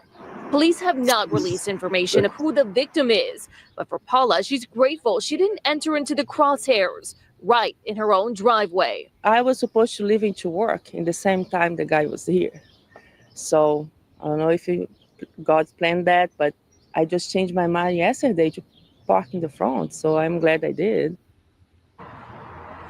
We are still waiting to learn more details about who that gunshot victim is and if there was another assailant with him at the time. At least 5 people have been shot after gunfire. She seems like a lovely lady, but she's one of the reasons the 19th Amendment should be repealed. hey, sons ruin everything, man. They even ruin her little daily get to work ritual, man. They ruined Dunkin' Donuts, brother. That's criminal. Yeah, they the reason why they dropped the donuts off of Dunkin', man. We ruined that shit. At least 5 people have been shot after gunfire erupted at a mall in Connecticut. Happened just after 4:30 this afternoon in the town of Waterbury. All of the victims are expected to recover. Police believe there was some type of altercation before the shooting. Authorities have taken a person of interest into custody. So a mass shooting in Connecticut at a mall. But of course, there's no threat to the public after a mass shooting at the mall.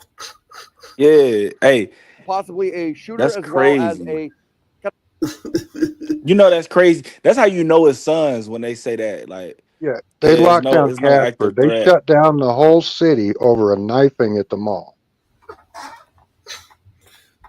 You remember that story? A shooter as well as a kind of an accomplice that helped get away. Right now, police still all putting this together, a lot of fast-moving parts, as it was utter chaos at the mall. It was chaos. People started running. And I saw people coming out of JCPenney, and then I heard some gunshot there, and then up top.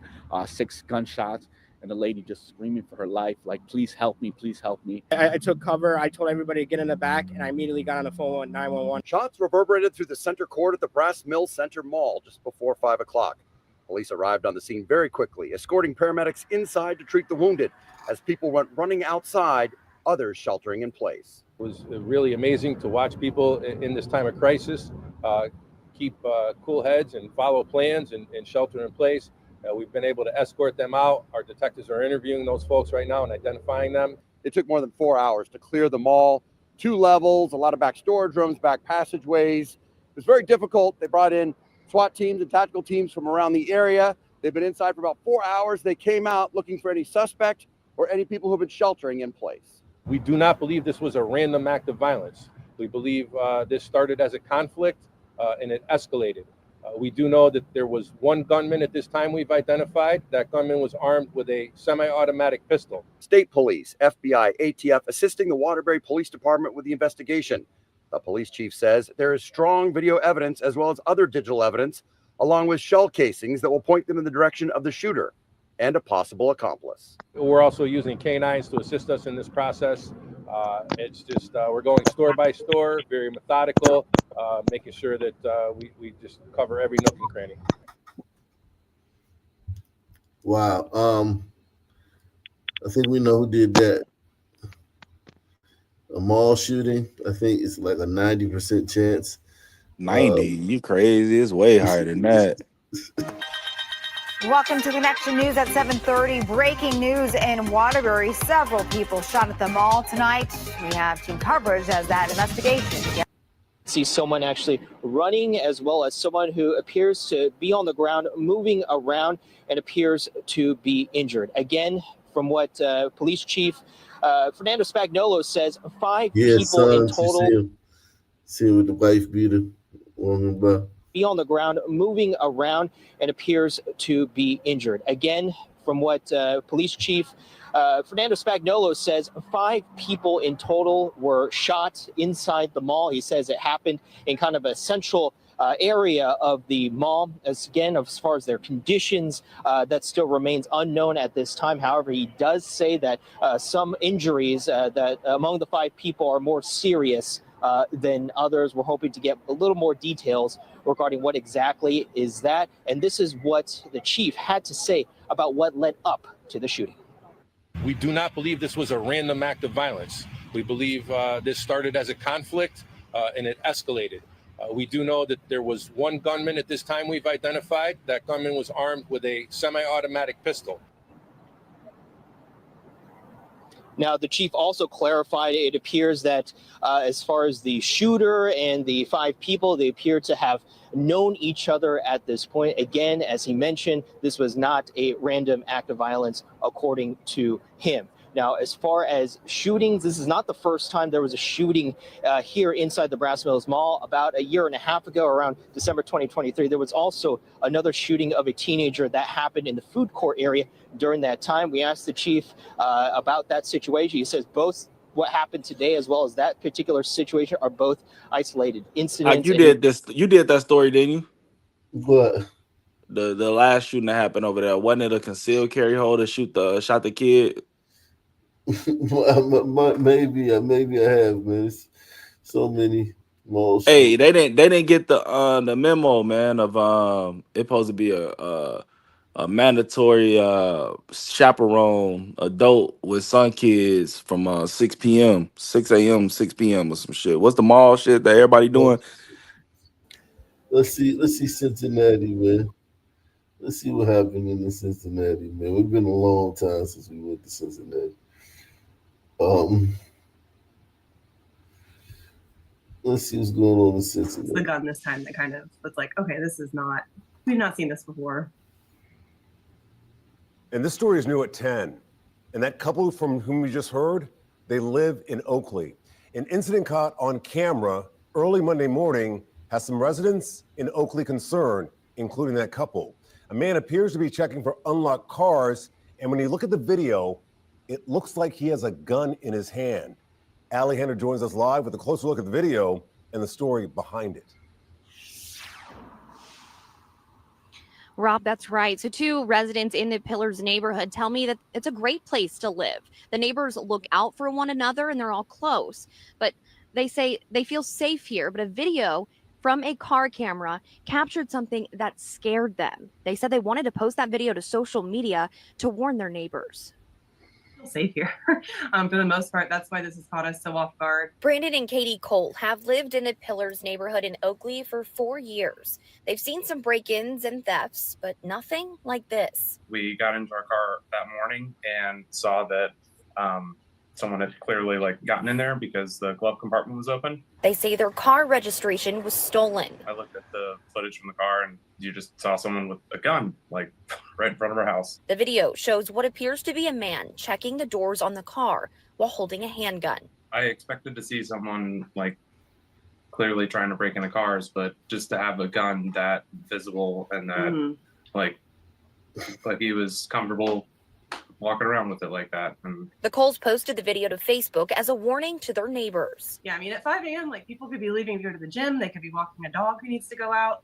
I'm really glad to have such a close-knit neighborhood, and I feel like we know a lot of our neighbors, and sort of word gets out when these things happen. So Katie notified Cincinnati Police District 2 on Monday. They tell me they plan on increasing patrols in the neighborhood. The police should pay attention that there's a gun in a residential neighborhood. People could be out and about. Yeah, we were not trying to ruffle feathers or make people not feel overly safe as it is, but just once I saw that video, I was just all right, we need to do something. At least let people know. Great neighbor. Wow. Community policing is important, I think.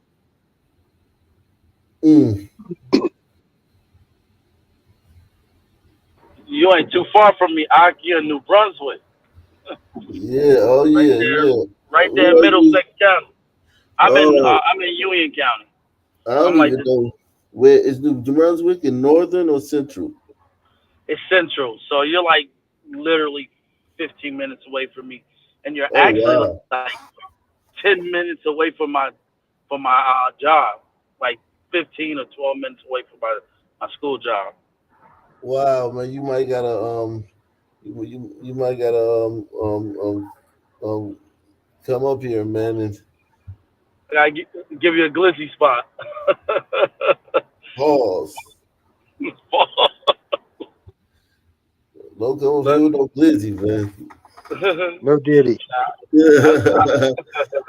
I said I sent your email. I get it through your email. It's just email me. Yeah, email me. We do have some breaking news. Speaking of Northwest D.C., right off the top, more gun violence in the district. D.C. police held the scene of a shooting along 14th Street Northwest. This happened near several popular downtown restaurants and comes after 2 separate shootings yesterday. Fox 5's Maureen Ume, she's live on the scene right now with the latest. Maureen. That's right, just getting to the scene. That's 14th and R Street. You can see behind me police activity still ongoing right now. There's a black tent up. We believe that is where the victim is. We are confirming now that this is in fact a homicide. When we got to the scene, we ran into someone who says they were the victim's brother, did not want to talk, obviously very panicked. We don't have the details yet as to what happened here, but in fact, this was a shooting is what we know so far. There appears to be one victim. We don't know anything about suspect descriptions or anything of that nature. It's a very gentrified area too, but it's still a sunny area. It's a sunny area historically, but it's been gentrified, man. And somebody spent a lot of money in there. These homes it's pretty. For $1 million up here, man. $1 million, and then apartment. I mean, fuck, the apartment over here it's fucking $335 for 1 bedroom and a bath, and it's so $5,000 a month for something livable. Yeah, about 35. Yeah, but it's just, and there's a lot of condos up here. It's very expensive to live here if you're a glider. Sons, they just live. They just up here for something they just got the grandma house or some shit like that, or projects and shit. Well, that's the bad thing is a lot of those places where you see that black. Will have part of the contract is they have to build low-income housing nearby or some shit. Yeah, but the sons don't even live in these buildings. They build a lot of new, trendy apartment buildings, new Art Deco and all that shit. And design buildings. Sons don't even live in there. Sons live in the old ones, the old buildings and shit. And it's just it's just crazy, man. Our sons just literally will have this scene, like, and like some glider can't get in there $4,000 a month 1 bedroom because this shit is blocking the fucking entrance. Dead bodies laying on the sidewalk. Black 10 is where it's concentrated at. Some gliders like literally like putting a fucking flyer up in their fucking building, like, make sure you pick up your poop, your dog's poop. And Sons is literally dropping bodies over here. We have seen lots of vehicles there, police investigators. That is 14th and R. As you mentioned, this is a very busy corridor with lots of popular restaurants on 14th Street, whereby Le Diplomate, which is an extremely popular restaurant, and many others here. This thoroughfare, 14th Street, is closed off for a section. So this is going to snarl the traffic this morning as folks are commuting to work and that. Also, people walking or being detoured around this area. So very active scene right now as police continue to investigate. This shooting here coming on the heels of a Memorial Day that equally was violent with several shootings. In fact, there was a triple shooting yesterday. This was in Southeast. We could show you video of that one. That one happened at an apartment in Southeast on 5400 block of 13th Place. When officers got there, they found one man dead, another critically injured. A third victim was found shot just steps away near a playground. Look at the scene right here. Well, that red wig is a fucking red flag, huh?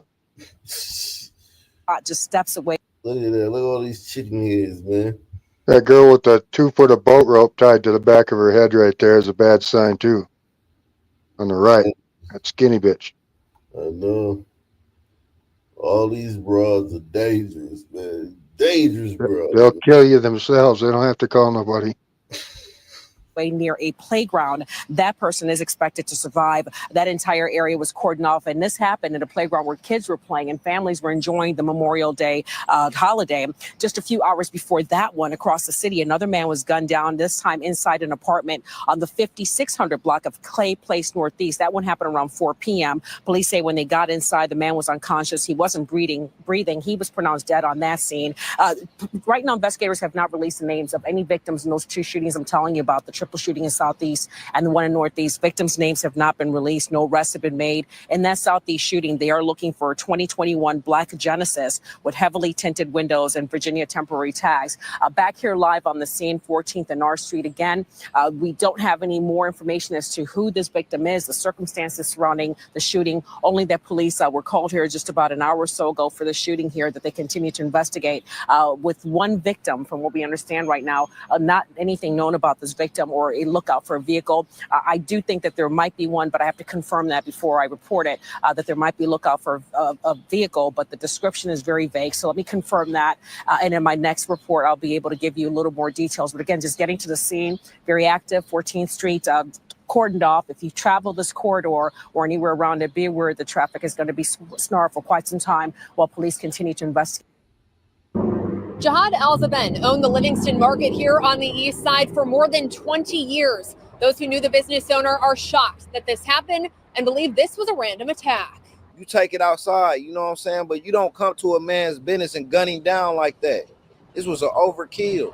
Friends and family of Jihad Al-Zaben are in disbelief after he was gunned down at his corner store Sunday just before midnight.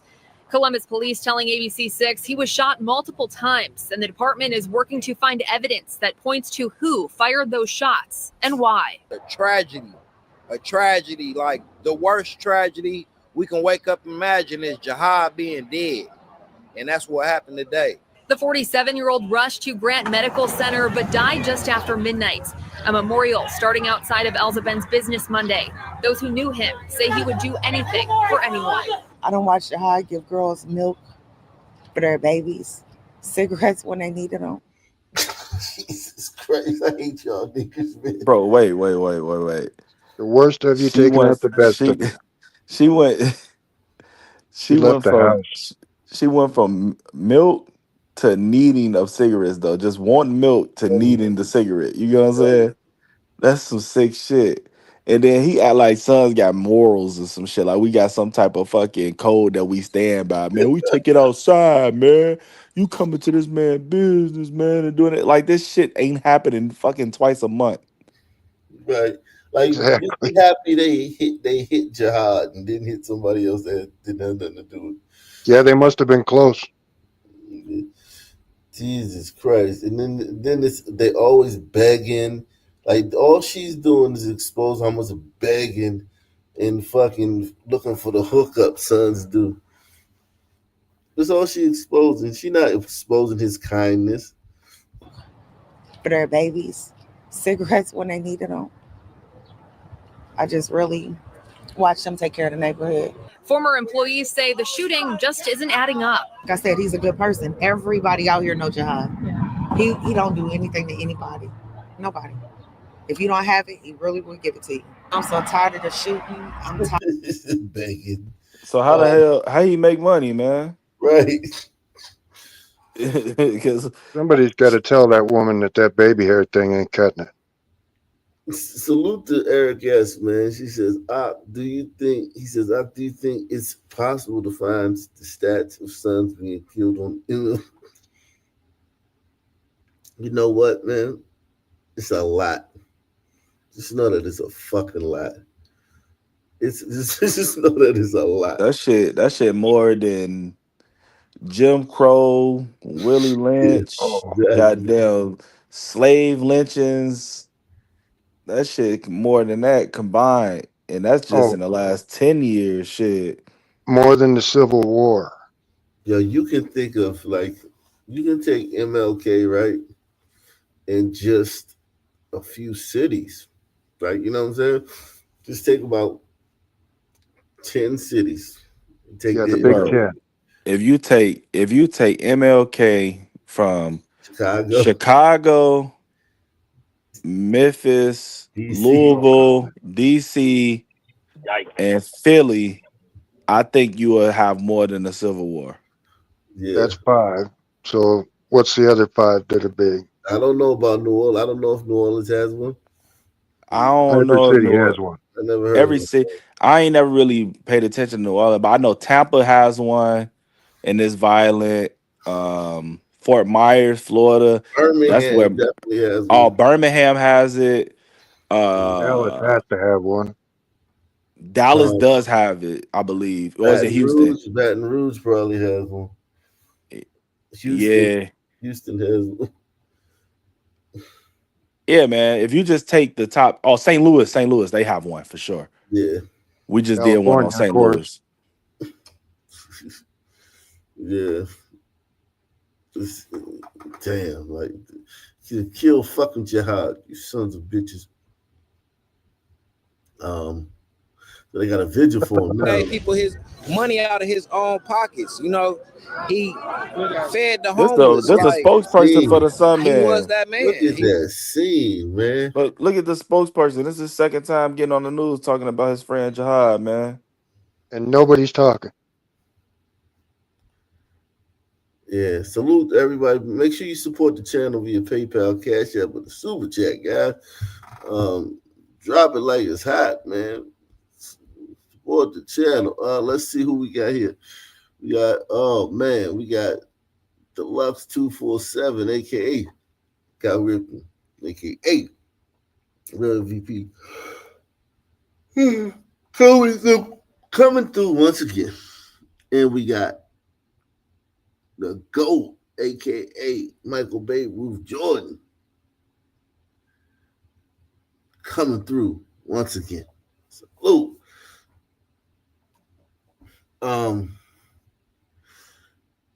Salute to all you guys, man.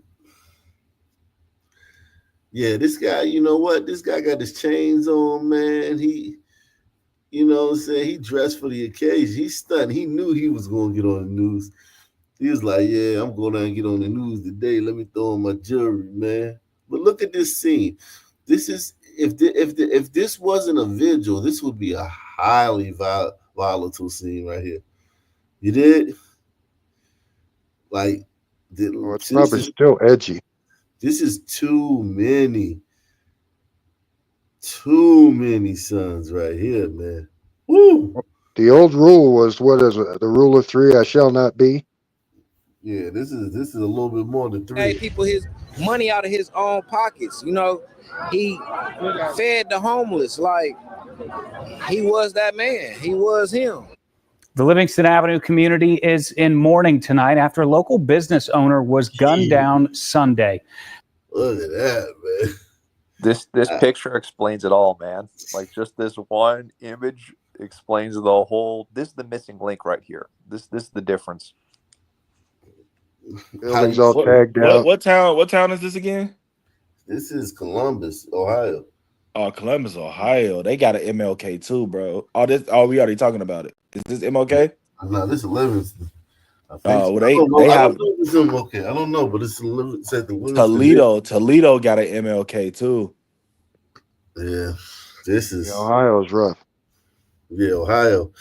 Yeah, this is Ohio's gangster. Youngstown, fucking Cleveland. This shit is all the way. Yo, Ohio. Yeah, Ohio is underrated. Yeah, my wife's family's from Mineral Ridge, and that's a shithole. Yeah, Ohio is underrated. Ohio should get way. Ohio's worse than the little. Like, I put Ohio in front of Michigan. Like Michigan's lit towns, like they they hoods. I put Ohio's lit hoods in front of that. Yeah, Ohio got a lot of cities. That's why they got a lot of cities, and that's what niggas live at in cities. Thanks for joining us tonight for NBC 4 at 11. I'm Kyle Beachy. People gathered outside Livingston Market tonight to honor 47-year-old Jihad Al-Zaben as police continue to search for a suspect in his death. Now, NBC 4's Jackie Gillis was there and spoke with those who were close to him. Yeah, Kyle. So, I mean, I talked to a lot of people tonight, and they all said the same thing, and that is Jihad would do anything for anyone he met. I mean, he would help those in need by giving them, a job or by giving them food or water, anything they need to live. Don't forget cigarettes. So I think it's safe to say that he will be missed. He wasn't like a store owner. We don't look at Jihad like a store owner. We come and see Jihad without spending money. Al-Zaben owned the Livingston Market at the corner. Come see Jihad without spending money. Dude, they tell on themselves like so. They're so just outrageous, man. Like, they're outrageous. They really are. Jihad like a store owner. We come and see Jihad without spending money. Al-Zaben owned the Livingston Market at the corner of East Livingston and Fairwood for nearly 30 years. Those close to him describe him as a big brother and a staple in the community. I've known Jihad since I was 16 years old. It's been about 22 years now. Randy Walker is a friend and former employee of Al-Zaben. Walker says there's nothing that he wouldn't do for anyone he came in contact with. We all know Jihad on a personal level. We all got our own personal experiences with Jihad. So he wasn't just a story. That's Jihad right there. Okay. It's just they might as well. Like, I'm just waiting on them to just say it. Like, I'm gonna miss stealing from Jihad's store. Like, I know, right? I expected him to say Jihad was my first robbery at 16. Real talk, like, man, Jihad, man, he refused to press charges on me when I had shot him. Like, you know what I'm saying? Jihad, man, that was the first, his car, that, look at that car right there. That was the first car I stole, man. Like, I miss Jihad. Man, matter of fact, Jihad was a sucker. Oh shit! They can't understand it. Like, they just can't understand why Jihad may have not wanted a bunch of like sun monkeys just loitering all over the fucking place, not spending Just money all over his parking lot. Yeah, they just can't get it, man. Jeez. But at least that one guy worked for him, so he could come by and say hi without spending money. I guess that's all right. And the fact that this Arab owned the store in the community. Like, none of them could, have Get a store going. like, run the store. Like, it's always Arab, it's always African, it's always a. And guess what?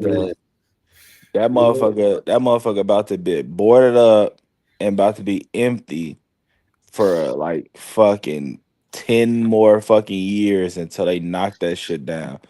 Ain't nobody gonna just step up in the community and open a store.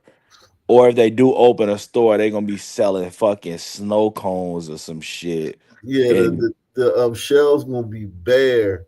yeah, it's gonna be The bad. Sons cannot deal with a lot of SKUs, man. They Yeah, a can't couple of be on boxes of rice-a-roni and some spoiled milk. Yeah, they got you gonna have some you gonna have like maybe some paper plates and shit on there, fucking bag of Ketchup. charcoal and like fucking like some ho-hos or some shit. That's about it, man. Because sons don't do like the average store like this has 40,000 SKUs.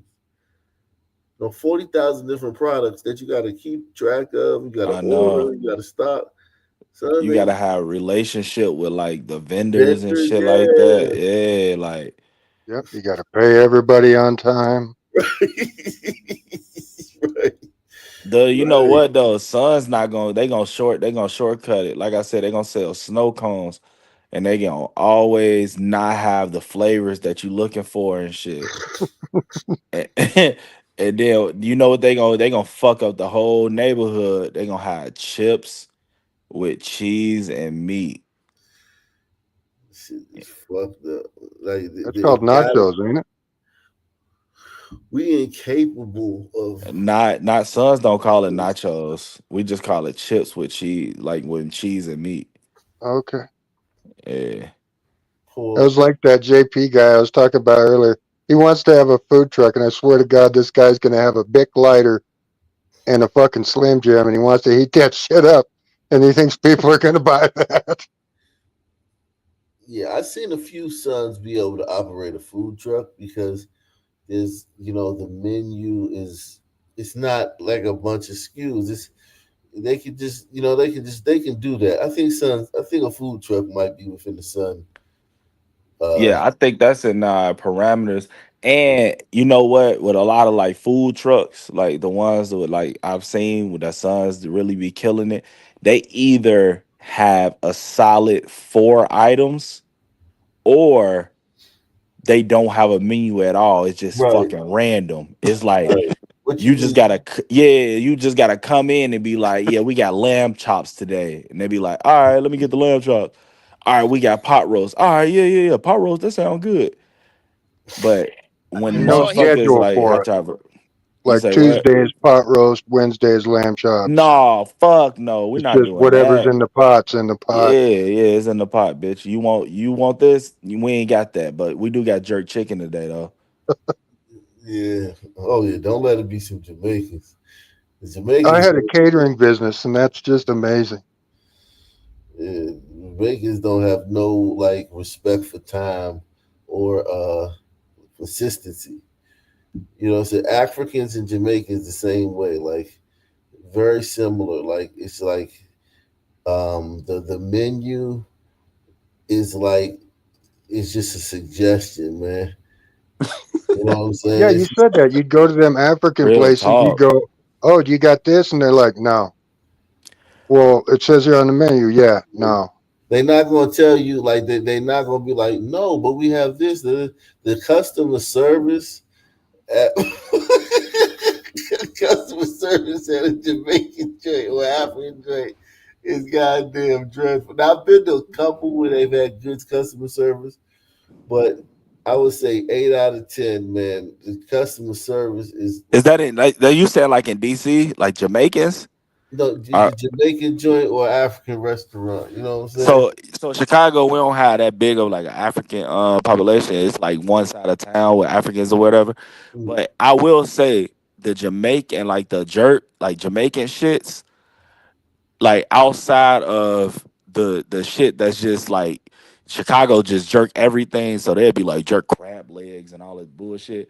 But when it comes to like regular like meals, like half dark, full dark, whatever, they consistent. Our Jamaicans are consistent here.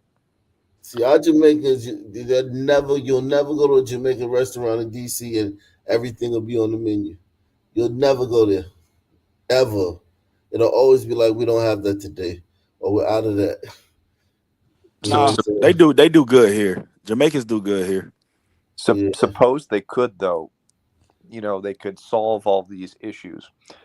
Would you really want to eat in a restaurant with those people? Like fundamentally, like you're gonna feel like you're just not wanted because they're just so like incredibly antisocial. Well, I wouldn't call that it should be antisocial. good, bro. I would call it like they act as if like they're doing you a favor just by being open. Yeah. And That shit pisses me off though. You know who does that shit? Like, you know who act like that here? Motherfucker, if you go to Chinatown, they act like that here. Like Oh no, Chinatown, the Chinaman is rude as fuck. It's different though. The Chinaman, everything is always on the menu. yeah, it's on the Everything menu, but their fucking service is horrible. Yeah, dreadful. They're rude as fuck. Yeah. Yeah, but A lot of that is cultural. Like in other countries, I don't think they have customer service is not a is not a priority in other places in the world. But it's the Chinaman gonna be punctual. Like when you come in, somebody gonna be waiting at the cash register to ring you up. You go to a Jamaican joint, you standing at the cash register, motherfucker might just be back there milling around and shit. Nah, They not even gonna ask you. nah, if you ready. right. You They not right. even You gonna ask right. you, hey, big dog, you ready? Oh, you order? You ready to Nah, order? you right. You right. Them motherfuckers. Hey, and that's why them motherfuckers do so bad when it comes to like the Uber Eats and the DoorDash Oh shits. yeah, that should be That fucked shit. up. Don't. Hey, if anybody in Ock Nation listening, man, do not order no Jamaican food on no fucking delivery app, bro. Your ass is gonna get chicken. You gonna get whatever you don't want. They gonna put in that bag. Yeah, man. Well, I heard that the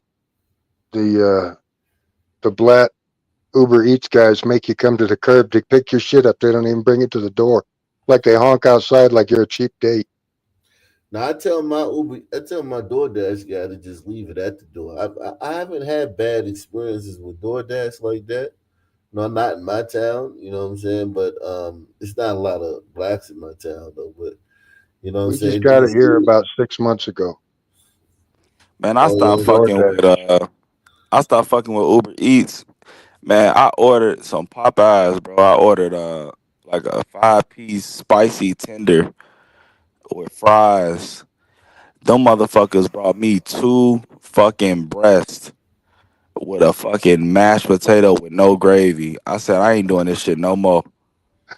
Yeah, I mean, like the menu too. Like if you order McDonald's or something like that, or like you said Popeyes, it's the upcharge for ordering on DoorDash is a motherfucker, man. Especially the fast food joints. But this is look at this scene, man. We all got our own personal experiences with Jihad. So he wasn't just a store owner to this community. He was a brother, a father to a lot of people. A store that used to bring the Livingston Avenue community so much joy, now filled with balloons and messages that read "Rest peacefully" and "Long live Jihad." They really need to change this street to Jihad Ave. Yeah, he was, man, I ain't even had time to let it sink in. It's still mind blowing to me what happened, but it was unfortunate. Nobody should die doing business. Walker says they plan on meeting outside the store on this day every year to celebrate Jihad's life. As of right now, Columbus police have not named any suspects or a possible motive. Anyone? No suspects. All these I things is not a I hate these suspect. people. Hey, I hate these people. I gotta be I honest. got a homeboy. I got a homeboy from Columbus, right? That I played college ball with. He sounds just like him, but what is that accent? Is that like a California accent or some shit? Like, why do Yeah, they sound like that? I don't know that one. But yeah, he sounds just like this. He's from Columbus and shit like that. So like, Well, when they said they were going to have a vigil there every year, in the back of my head, I said, well, that shouldn't be a problem. The place will be closed. yeah, it's gonna be closed. It's gonna be knocked down. But that accent is very unique, though. Yeah. Wow. Dude, how can you not learn to hate them? That's what that's what I'm wondering. Like, I just don't know. I've been trying to figure that out for the last fucking 30 plus years. Like, how do y'all like? How is it not like 60 million fucking Klansmen around here? Like, I don't. It ain't easy. Like, I stay away from you. Man, it's like I always say it's the size of the country and racial migration patterns does a lot of the heavy lifting. That's really what it is. Yeah. And also, and it's a cultural thing too. You're right. I mean, it's different cultures like the Chinese or every Chinese restaurant's the same. You know, wherever you go, you're going to get yelled at for eating too slow, and you know, like we you don't said, eat in our restaurant where we're at. They don't even the Chinaman don't even put seating in there. In the restaurants in the black neighborhood. Yeah, I was gonna say that. I was just about to say that. Like while I work and shit, like the Chinese restaurants don't even have like seats, bro. They got tables with no chairs. See, in DC, they don't have that. It's just a space, and then it's a fiberglass, and it's a counter, and that's every single carrier in DC is just. So all you get is them little cartons they to used take home. to. So in Chicago, they used to have like chairs there, so you can see like where it used to be bolted, but they just removed the seats. Yeah, they don't want niggas around there, man. They definitely let you know. Hurry up and buy, motherfucker. I feel sorry for your mother. Yeah, facts.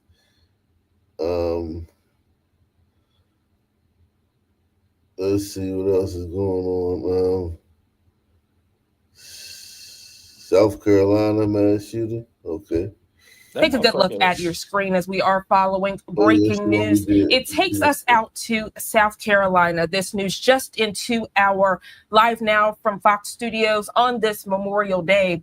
The Associated Press reports at least 11 people were taken to hospitals after a shooting Sunday night in a South Carolina beach town. This coming from local authorities. The Horry County Police Department not giving the conditions of anyone hurt, nor have they detailed how they were injured in the incident. We're learning it happened around 9:30 p.m. in Little River. Yeah, that was after a boat. Like they were getting off a boat, and when they got off the boat, a fight started and 11 people got shot. That was where and that. Oh, which one was that one? Myrtle Beach. We're following breaking news at the live desk this morning. 2 separate incidents in the Grand Strand have sent nearly 24 people to the hospital. They happened less than 24 hours apart, and as you can see on your screen, are very close in proximity. We're starting off in Little River, a community in Horry County near North Myrtle Beach. Horry County police say at least 11 people were hurt in a shooting late last night. It happened on Watson Avenue at 9:30 p.m. around a boat dock near the Intracoastal Waterway. The real number of injuries could be even higher. In a social media post, police said more people were arriving at the hospital in private vehicles. Now, police have not given any more information on the people hurt or said if there are any suspects. According to the Associated Press, a North Myrtle Beach police officer responding to that shooting accidentally shot himself in the leg at a marina about 3 miles away. A spokeswoman for the department says the officer is in the hospital in stable condition. Moving now to Atlantic Beach. This morning, we're learning more about A mass shooting incident occurred downtown in Myrtle Beach near Ripley's Aquarium, resulting in 1 fatality from police gunshots and injuries to 11 other individuals. Honestly, why you shouldn't come to Myrtle Beach for spring break. I'm telling y'all right now, stay away from Myrtle Beach. If you haven't seen it, you need to just go ahead and look up Myrtle Beach, and I think it was like the sheriff or something like that. Bro, talking about he gonna send you to jail if you do anything crazy. Anything crazy, you outside, you drinking, you ain't supposed to be drinking, you smoking, you causing too much noise, you disturbing the people to really stay over there. It's over with.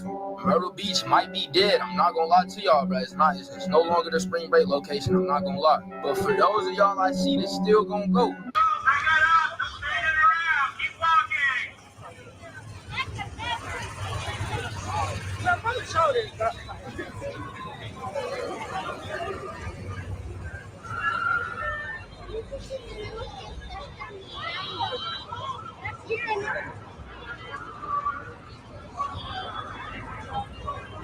That's a damn shame, man. Now they ruined spring break years ago. I did Panama City beach for spring break. I did fucking South Beach, Miami for spring break before, and like you sons run everything, bro. Bro, when I tell you like Panama and fucking like South Beach, Miami was some of the greatest fucking times ever, bro. Just being there for like 4 days, just out there hunting and just having a good ass time. And I ain't never think about no fucking shooting or nothing. Like Mhm. sons ruin everything, bro. Yeah. What years were you running and gunning as a youngster back then? Bro, it wasn't even that long ago, man. This was like Well, it's longer than you think. 20 years 10, ago? no, 10 and 11 years ago when I was doing spring break. No, longer than that. Longer than that. Longer than that. What is it, 2025? Yeah. Yeah, about 12 years ago. What was the ratio? Sons It was, to everyone else? well, Pretty South Beach, sunny? Miami was sunny, but Panama was a lot of gliders and a lot of everybody. Panama used to be the spot like where everybody from like southeastern part of America would go for spring break. So it was like a lot of like 30% even? Kind of mm, 30 white, 30 black, 30 Oriental, I guess, and yeah, 10 it was like Indian it or was something. a lot of Oriental though. So yeah, it was about 30. It was probably like 50 white, 30 black, and then like miscellaneous. The other races was the And other people were still percentage. throwing punches instead of bullets for the Nah, most part. it wasn't even no fights, bro. Like that's the thing. It wasn't even a fight. The only thing that we'd get would be like some drunk motherfucker like jumped off the fucking balcony and killed himself or something. Okay, see, rednecks get pretty punchy when we get drunk. Yeah. That's Nah, the it was difference. a good time, man. Panama was a good time. South Beach, Miami was pretty hood though.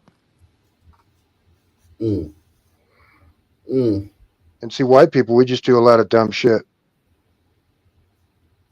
Like you're saying, jump off the roof into the pool, kill yourself.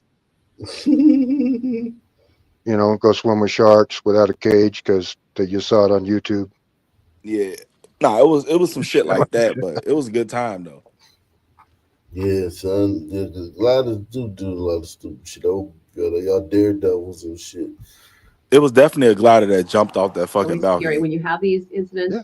A quiet evening after moments of chaos Tuesday afternoon at the Jim Parsley Center in Vancouver. Around noon, police say someone drove by and fired at least 3 shots into the parking lot, sending a group of people running inside. No one was hurt. The building on Falk Road is home to the Vancouver Public Schools district office and its alternative school. Police say security cameras captured what happened next. Showed one of the juveniles that ran into the building was concealing a handgun in a sweatshirt, passed that to another juvenile male, and that sweatshirt with the gun inside was located inside that school facility. Police arrested a 15-year-old and a 17-year-old. Both boys face 3 charges each: possession of a dangerous weapon on school property, unlawful possession of a firearm, and possession of a stolen firearm. Salute to Douglas Chunks. This is salute, man. This is Vancouver.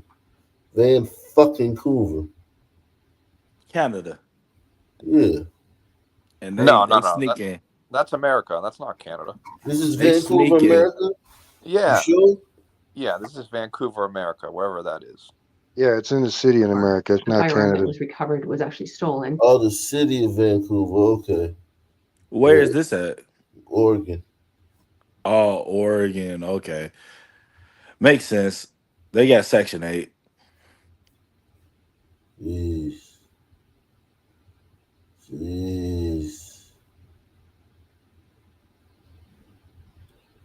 They still don't have a lot of sons, though. They got enough to be sneaking guns in the school and handing it off to juvenile to juvenile. Like that shit crazy as hell in itself, 7%. Yeah, 7% is plenty. Hey, did you see that interview with what's the old boy, the comedian motherfucker? From Texas. The one that be like big booty Latina. Oh, Alex Stein. he interviewed like a white lady that lived in Frisco that got connections in Frisco, and some fucking ex-con pastor or some shit. And they was talking about the Carmelo Anthony shit. Right. Yeah. She was holding back like a motherfucker, bruh. It's a lot of shit in that Carmelo Anthony case that, you know what I'm saying, we don't know about. Man, the ex-con dude, he was just a fucking idiot, son, man. But Is that the I think spokesman for the family? no, it was another dude. It was like a pastor, another pastor or some shit. Not Dominic Alexander. No, it wasn't Dominic. It wasn't him. It was another dude. He did like 15 Fill us years in in. What'd prison. they say? I haven't seen that. Oh, you talking about little Eli? Yeah, that dude. I saw Yeah, that. like he was just speaking in circles and like talking like bullshit. And she was saying like, look, my daughter went to the high school that Austin Metcalf went to. I know people in this shit. I know this. I know that. And she was just like not trying to say much. She was like, in trial, a lot of this shit gonna come. I think Carmelo fucked, bro. Oh yeah, he's done. But the only thing about it is the penalty phase. Like we know he's fucking gonna get found guilty, but the penalty phase is it could be anything from probation to a life sentence. Right, and a lot depends on what he was doing. Was he in there going through backpacks? Was he just sitting there out of the rain? That's what I think. I think that like she was holding back like a lot of those facts because she was like, yeah, you know, her daughter was a cheerleader, so like her daughter like knows like. We already know he was carrying knives to school already. Got thrown out for that. Was getting in fist fights in school. Got thrown out for that. Yeah, he was like. So he was no choir boy. He was the known like troublemaker. Right, little thug in the school. Right, he was the known one, and I don't know, bro. He's fucked, bro. But go ahead. Yeah. Salute to everybody out there, man. Douglas Chunks, man. Shout out to Douglas Chunks once again. He's on the Mount Rushmore. Yeah. 10 million memberships New at 10, donated. A group of thieves is caught on camera flashing guns and stealing cars. Avondale police say that at least 4 cars were taken and several others were burglarized. And tonight, those suspects are still on the run. 12 News journalist Chase Golightly is joining us in a neighborhood near Avondale Boulevard and Lower Buckeye Road, where some of these crimes happened. You can even see the aftermath. One homeowner we spoke with said he got home from work at about 4 o'clock in the morning when he noticed this giant hole in his backyard fence. He said his neighbor's car was stolen, crashed into his fence, and then took off. Multiple break-ins and cars stolen. It's just heartbreaking. All in one night. That's bad. Avondale police tell us into the early morning hours Monday, they received 13 different 911 calls about these incidents, all in the same area. This video shows a group of 4 all wearing hoodies to cover up their faces, pulling one member of the group out from a Hyundai after they kicked in the window and laughed. The homeowner says they stole some items from inside and believes they tried to steal the car. Broken glass could still be seen outside the home a day later. Police telling us this was one of 3 cars that the thieves attempted to steal. In that same neighborhood, we found 2 other cars that were damaged. Both were Hyundais. This one also had its passenger window broken. We spoke with another victim who says her car was stolen but didn't want to go on camera. She showed us these photos of the damage and how they got the car to start. She says the suspects then backed out and crashed into her neighbor's wall before taking off. She tells us her car was found at a nearby gas station. Then less than a mile away, there's this video showing what appears to be the same people trying to get into these cars but couldn't.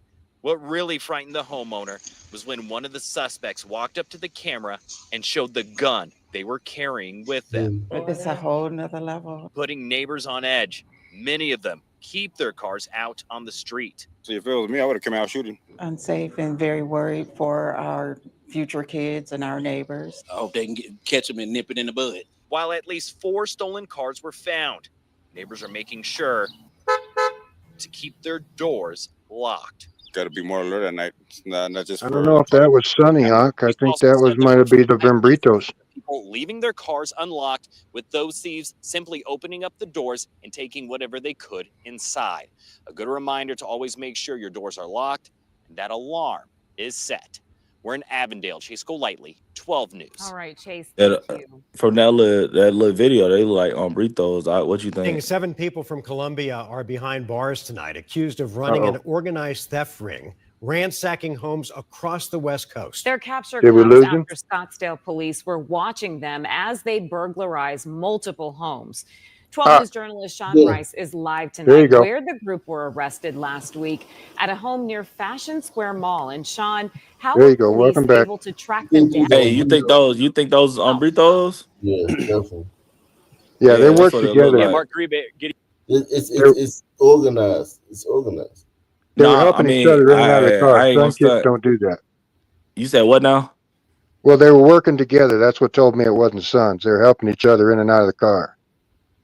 Sons Oh, just help make again. leave that kid flopping, trying to inch his way out of the car while he did the worm through the window. So what I have noticed about like son thieves when they come to cars, they usually only like let one of the sons go out there and like break in the car, and they just watch out for them. And they know what car to take, how to drive it away. These were just kids being stupid, smashing shit, seeing what they could get away with. This wasn't a good ring. Like you're saying, they could A steal a high-ranking Kia. city official raised some Yeah, concerns sons about got some good at possible stealing payroll cars, fraud. y'all. Yeah. Sons, the Kia, how easy it is made to. Nah, they got them programmers, but they steal everything. They got so the programmers can steal like high end shit too. Like so they've been stealing a lot of Alfa Romeos and a lot of Mercedes. What do they do with this stuff? Because I'm not a computer guy. They just plug it in the OBD2 and then No, fire it up that way, or do they got another key? No, so some of the foreign cars, they can plug it into like the front, like left, like the driver's side light, and it's like behind it. So what they do is they pop out like the whole lighting console, and then they plug it in some way, somehow in that one. Or what they can do is like if the car got a sunroof, they'll break the sunroof, and then they'll go through the sunroof and they'll plug it into that shit where like where you can plug in a little reader. That's the to OBD2 diagnosis. port under the dash. Yep. So they'll do that too. They can do that. A former high-ranking city official raised some concerns about some possible payroll fraud, and months later, she says Mayor LaToya Cantrell fired her. Now the city council has launched an investigation into whether the firing was retaliation. Here's WWL Chief Investigator David Hammer with that story. Sune Villavasa was one of the Cantrell administration's first hires back in May 2018 for a top position at Job One, the city's workforce development center. She says she owed the opportunity to her friendship with Mayor LaToya Cantrell. Our girls played softball together. Okay. And so we struck up an association through that way. And she knew that initially I had worked on the programmatic side, Job One, as the lead for recruitment and placement. So that was when the mayor came in 2018. There were these issues at Job One. Yes. Is that right? And she called me to apply for the job and then to clean it up. And clean it up she did. Villavasa rose to become director of Cantrell's Office of Workforce Development. In 2021, she helped bring in millions of dollars in COVID relief from the American Rescue Plan Act, or ARPA. When the ARPA funds became available, we pitched it and we were able to receive $11 million. And that's when we started the process, Prevention, Prepare, and Connect. Villavasa then hired Chantel Patan to expand job training in city schools. We were getting people to come and say, hey, we want to help. Always some goddamn scandal with these sisters, and never they get into a high place. A position of authority. Well, hold on. This one's the whistleblower, though. So we got a good. Well, no, she's telling on another one. Oh, okay. All right, then same difference. Yeah. Yeah, man. I gotta wake up 7 o'clock in the morning, man. Any final words, man? Any final Just thoughts? good to see you, brother. Yeah, man. Good to see y'all. Take care of them babies. I'm gonna try to come back tomorrow. Yeah, I found a little spot where they let me do my show at, man. I'll come back tomorrow, man. Same black time, same black channel. I'm out of here. Subscribe. Peace.